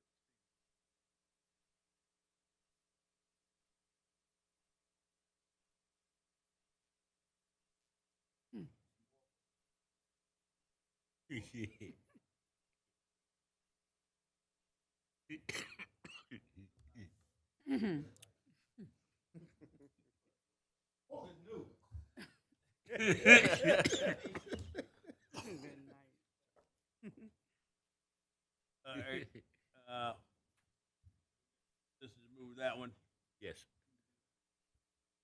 Number 9. Yep. The next one is just recently, City Commission just adopted the recent FDC funding, maybe a couple months ago. We acted pretty fast on that since we know that that money was associated with fire hydrants. Last year, the city awarded a contract to SWT Excavating to do 10 hydrants. They actually still have 2 to go in that process. We have allowed the contractors to have a little bit more flexibility on the fire hydrants installs, just for timing and keep the pricing down. So this resolution, we'd like to move this forward for Monday for consideration. The city did on the same day receive 2 bids, one from B&Z and one from Northern Construction Services. Northern Construction Services is actively working on the local streets project in town right now with the alleys, the catch basin improvements, the cemetery improvements. And they were actually low bid on the third project I'll be talking about. But they did provide a bid for $185,000, and we would like to move forward with awarding that to Northern Construction. The time frame on the hydrant project generally would start this fall as soon as we can kick it off with them.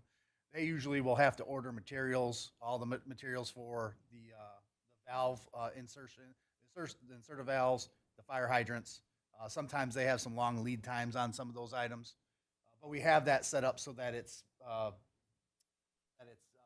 required to be completed by next August. So we give them a full year. The other thing we thought about on that is, with this includes 7 hydrants. A lot of times they'll have a downtime for a day or 2 that they kind of get coordinated a hydrant replacement. Can't do something on a larger project, so we provided that flexibility here. 7 hydrants would be replaced. We do have a map associated with that. One on Buena Vista, John Street, Madison, McCord Street, Pipestone and Niles, Broadway and Weld, Main, Colfax, and Cross and Union. We have worked with public safety on these locations. In the past, we have been targeting trying to change hydrants only on 6-inch lines. These are a combination of 4-inch and 6-inch lines. We have taken care of a lot of the ones prior. And the other trick on these is to make sure that we're not replacing a hydrant that might have a future infrastructure project that you guys have adopted funding for. So these are standalone, so we're, you might wonder why isn't this one being replaced on May Street? Well, May Street is set up as part of your DWSRF and your water funding. So these are the locations that projects aren't occurring. So these are the candidate hydrants. They either have little or basically no flow. They have been identified as part of those inspection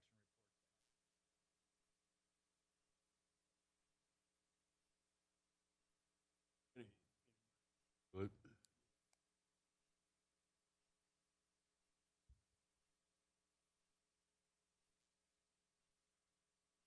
So I'm not exactly, the FDCVT requirements are the straight treasury funds. I do have an update for Northern on the next project.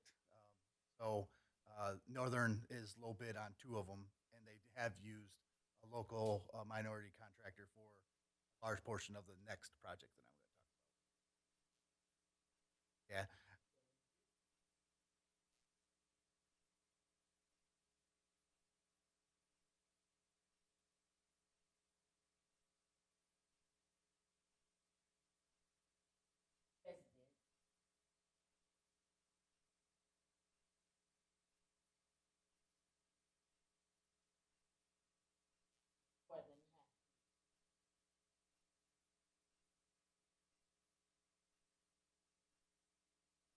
I will check. I do know that they were only able to award 3% for the last project that I'm going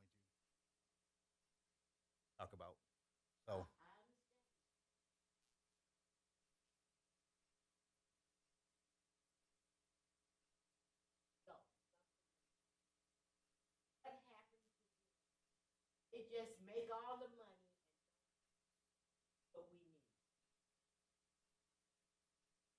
I'm not sure if they would bid on the project.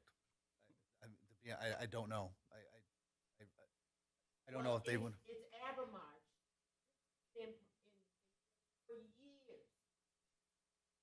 Section 3. Other ones have been in Abermarch. Every time a new job. Where's the job? It is written into our contract documents.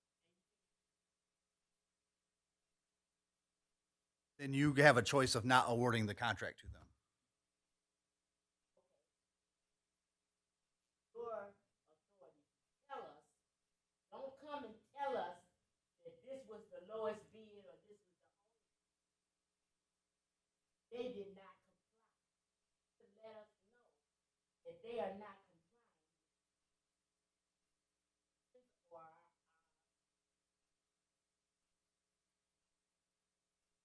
Or your job to tell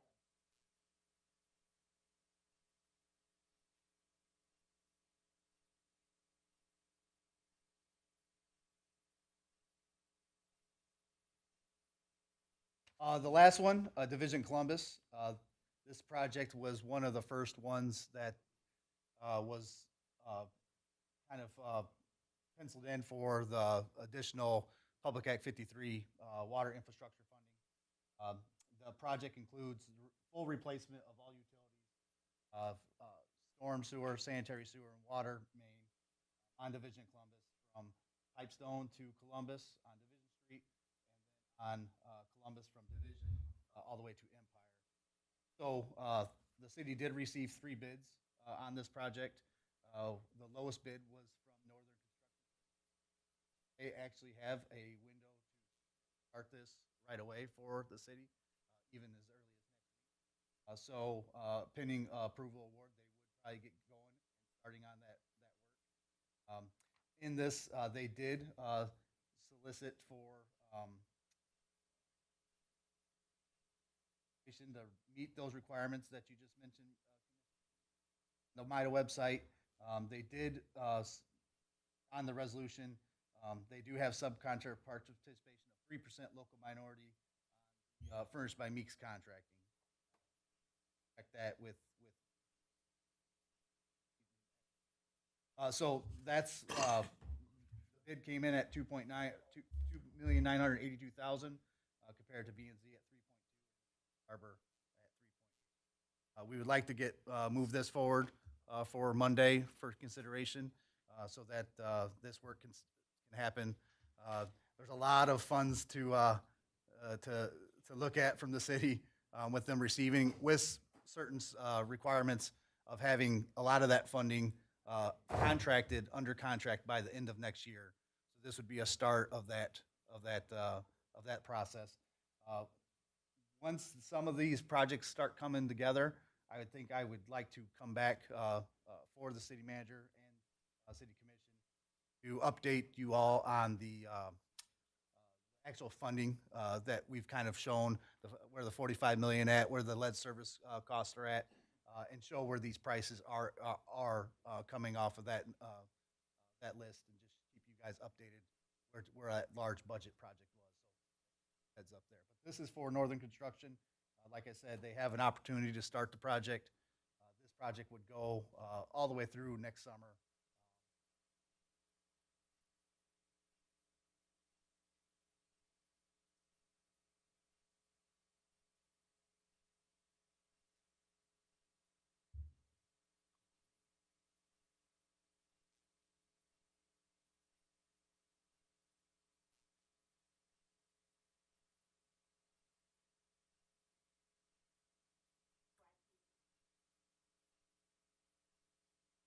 What do we have?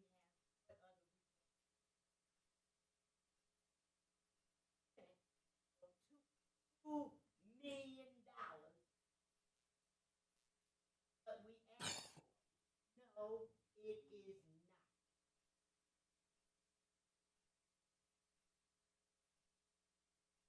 They cannot. What is the, what do they have? Just keep coming in the public trough and not giving us what we need?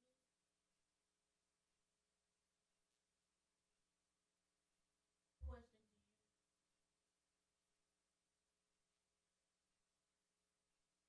We're the ones that sure that resolution, our will, people's will is done. So money don't.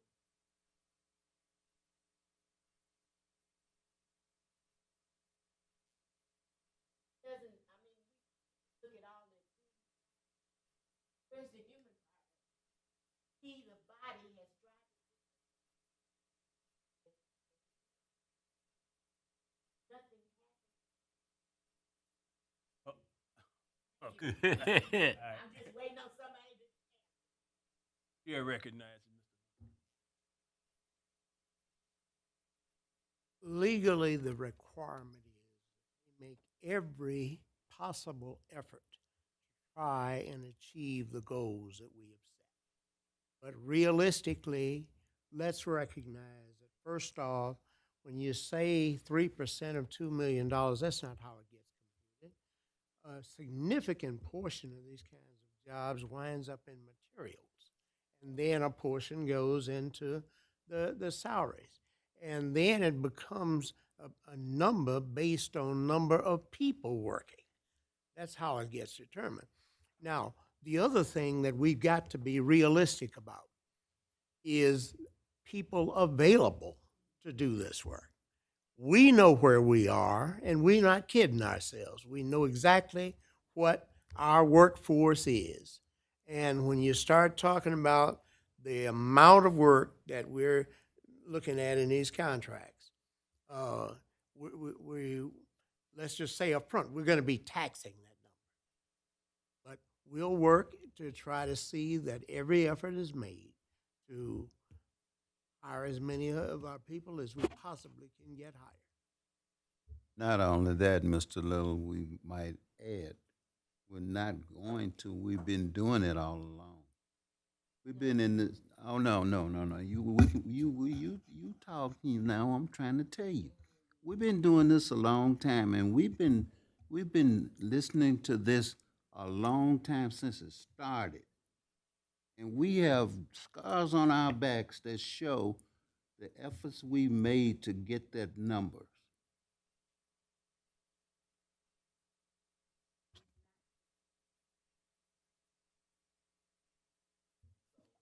Whatever you're doing, you need to do more, because our resolution says one thing.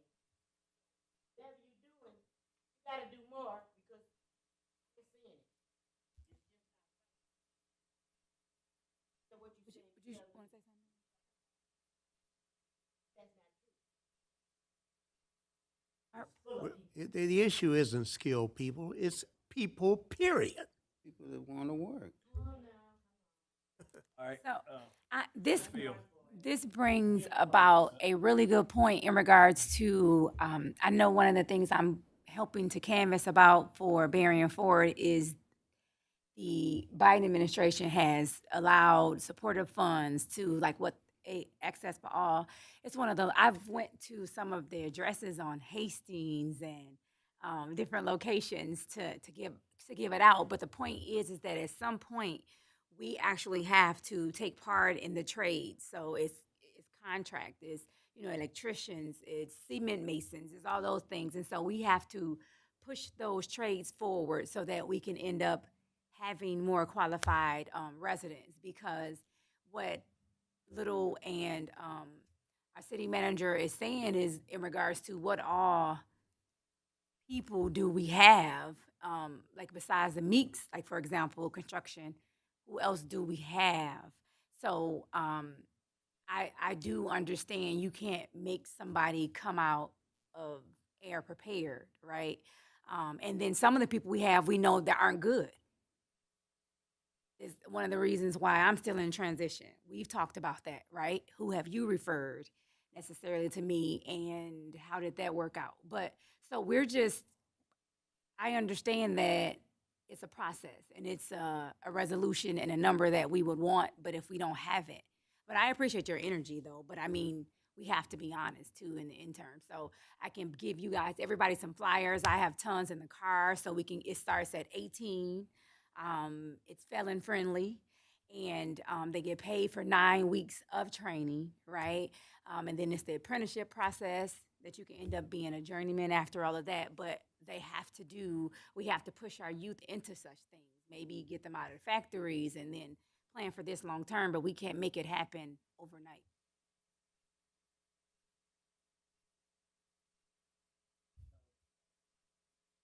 Mhm.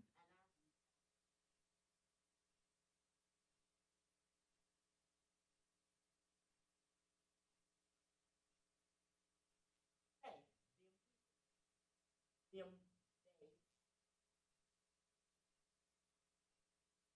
know that we're out.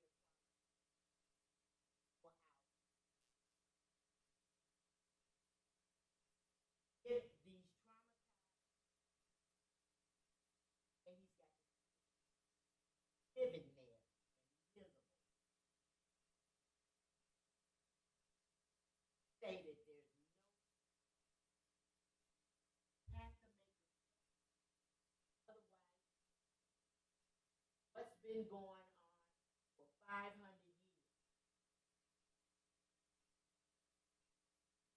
You know, we keep talking about skills, and I keep preaching to you that your numbers are a fact. Population 9,100, 36% of which are 19 and under, 20% that are elderly. The remaining in between would typically be your possible workforce, and 18% of the people are on one form or another of disability.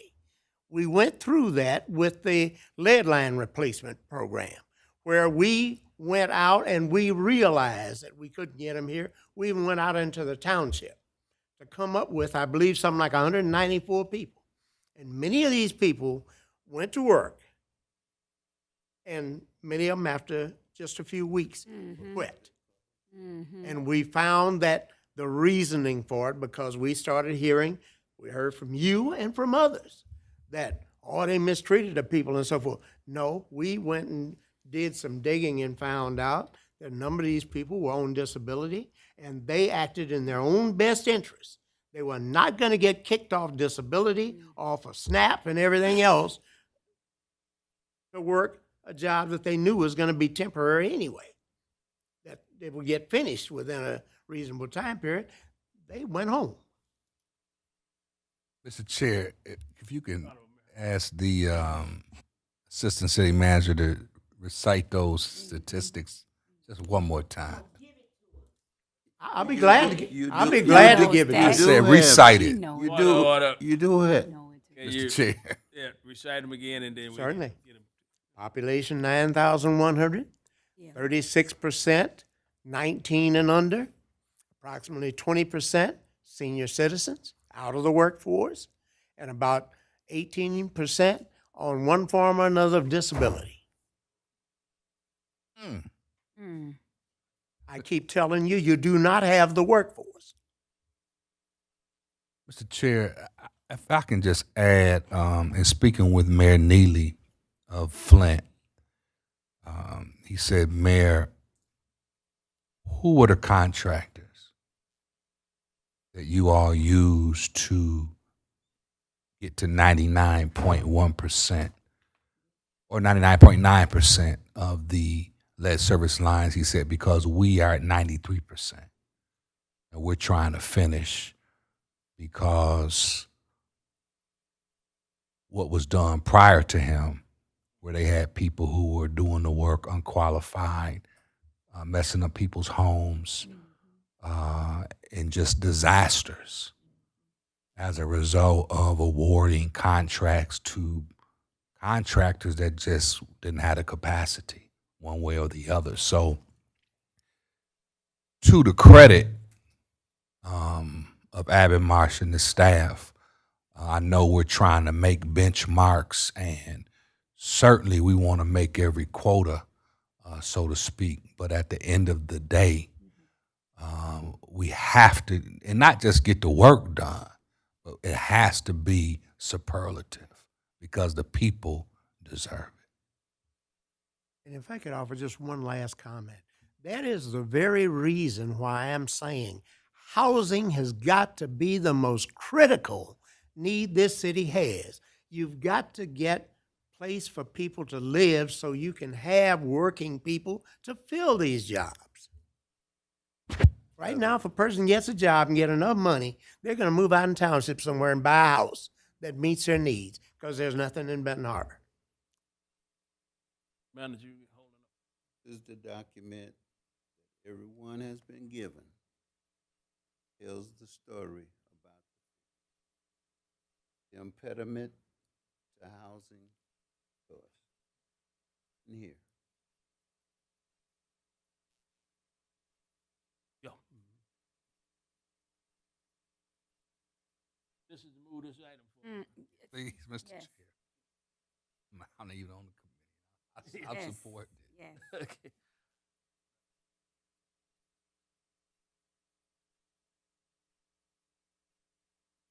All right, another item on the agenda, number 12, approve of temporary use of ARPA funds.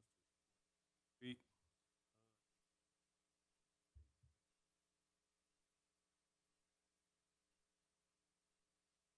Yes, sir.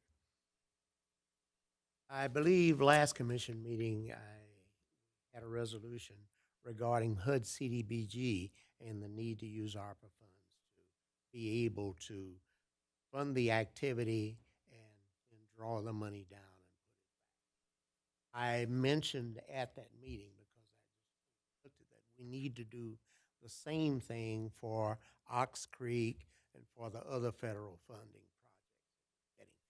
We're getting so many and such large amounts. There's no way the city's general fund could ever keep that activity going. Got $3 million in the One Hood grant for Ox Creek. That's going to be kicking off very shortly. You got $1 million in the Spark grant. You got about another $5 million from NOAA and other sources on Ox Creek. Many of these require that we spend the money first and then get reimbursed. Fortunately, the HUD ones, you spend it, and as quickly as you prepare your vouchers, you can draw the money down like the next day directly from the Treasury. So it's not like you're going to be putting money out for a long time, but it's the only way you're going to be able to handle these projects and keep them moving. I also mentioned last time even about just CDBG. We're going to be kicking this up to where you'll be spending between $80,000 to $100,000 a month.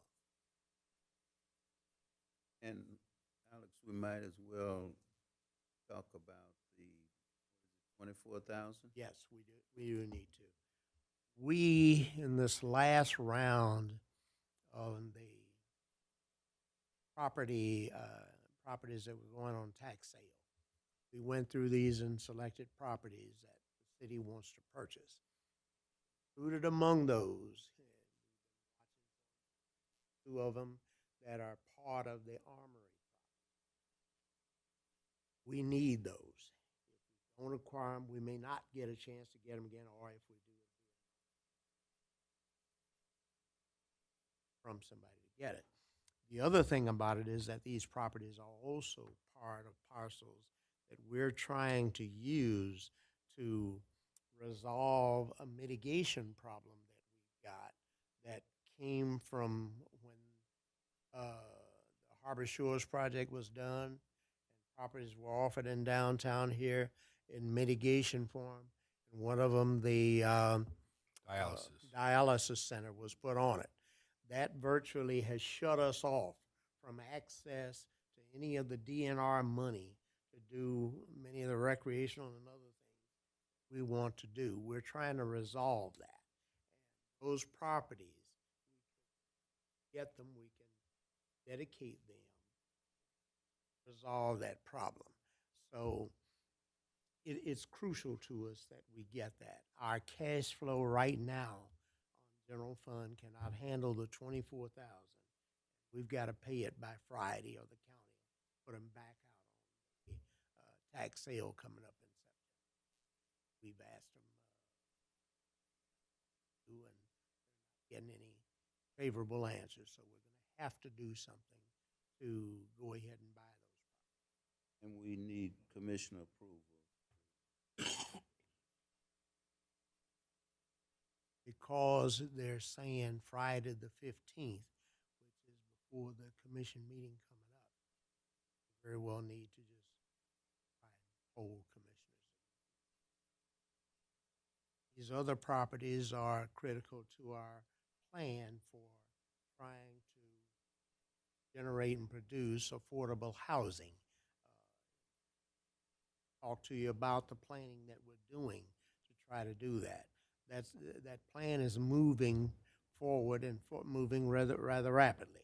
So we need them. I know some people have we don't need no more properties, you got to pay to maintain. We need these properties as a part of this overall program.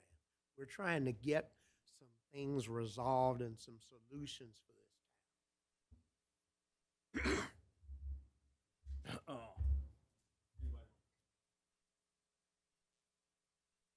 Commissioner Ice.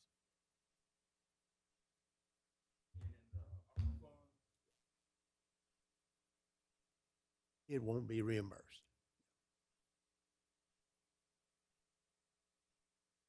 Oh, yes.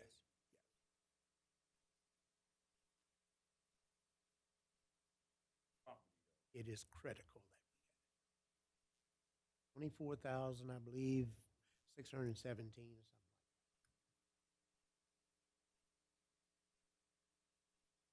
something. Mr. Henry.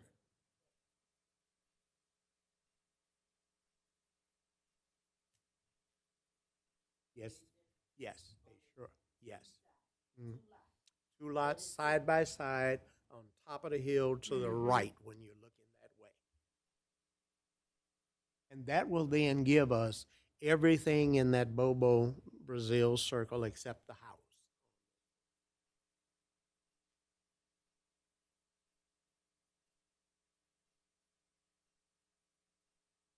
There's only one house on that corner. Only There's one only house one that's house been on there the forever. corner. Sit back off the. And most of the rest is parking lot, except if you know up on the hill there, you've got land that goes all the way from, yeah, okay, you get everything but the house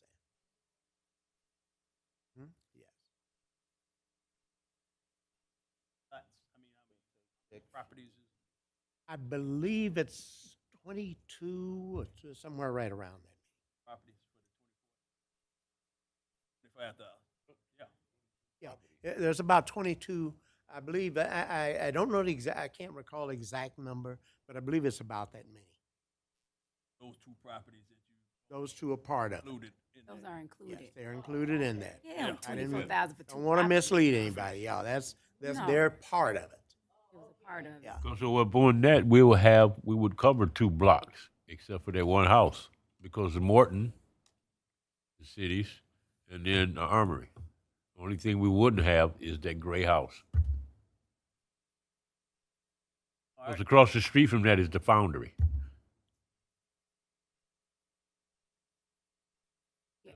This is on. Yes.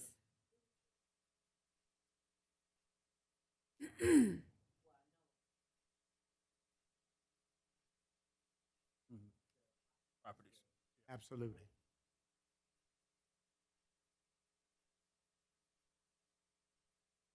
Send it out to you tomorrow. I'll send it out to you tomorrow.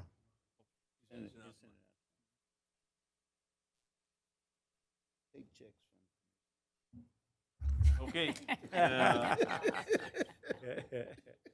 Last item on the agenda. We take Park and Recreation update. Go ahead.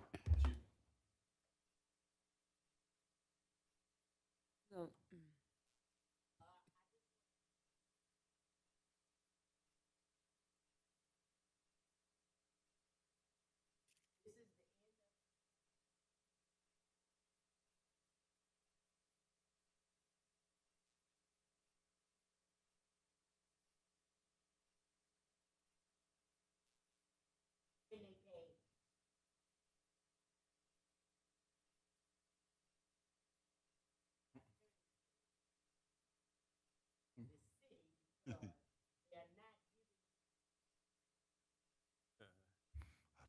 Point of order, Mr. Chairman. Point of order. Again this month,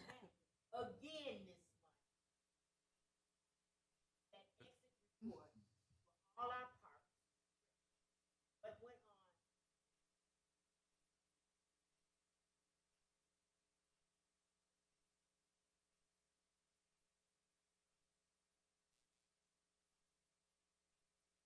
on. '23.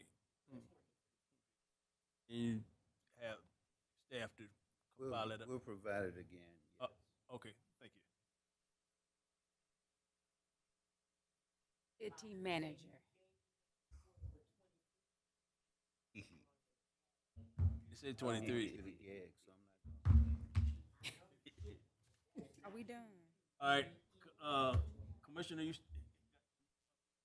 Yeah, here's my favorite part. Everybody like leaving. Park updates. Union, is there any word on Union? I mean, not Union, I'm sorry. Gene Clark Park repairs, any? Met with the insurance adjuster on Monday. He will be getting back with me. Thank you. Also the pavilion roof. Out there. Pavilion roof is already fixed. Cool. Thank you. So park updates, still the same. All right. I'll give you that presentation when y'all feel like it, but other than that, park update. But I would like to say this, though. I would like to first thank you all, the whole staff, commissioner, mayor, for coming to the employees appreciation. That was me and Rona's second time putting it together. And just for y'all know, it cost the city absolutely nothing. And we all did it on that last day. The only one that committed right off the bat, actually she committed last year that she would do it every year, and that was Block. So they paid for the lunch. Then we had to scramble for everybody else. So, but we did get Abbott March paid for the dinner at Diallo's. F&V paid for the liquor, you guys.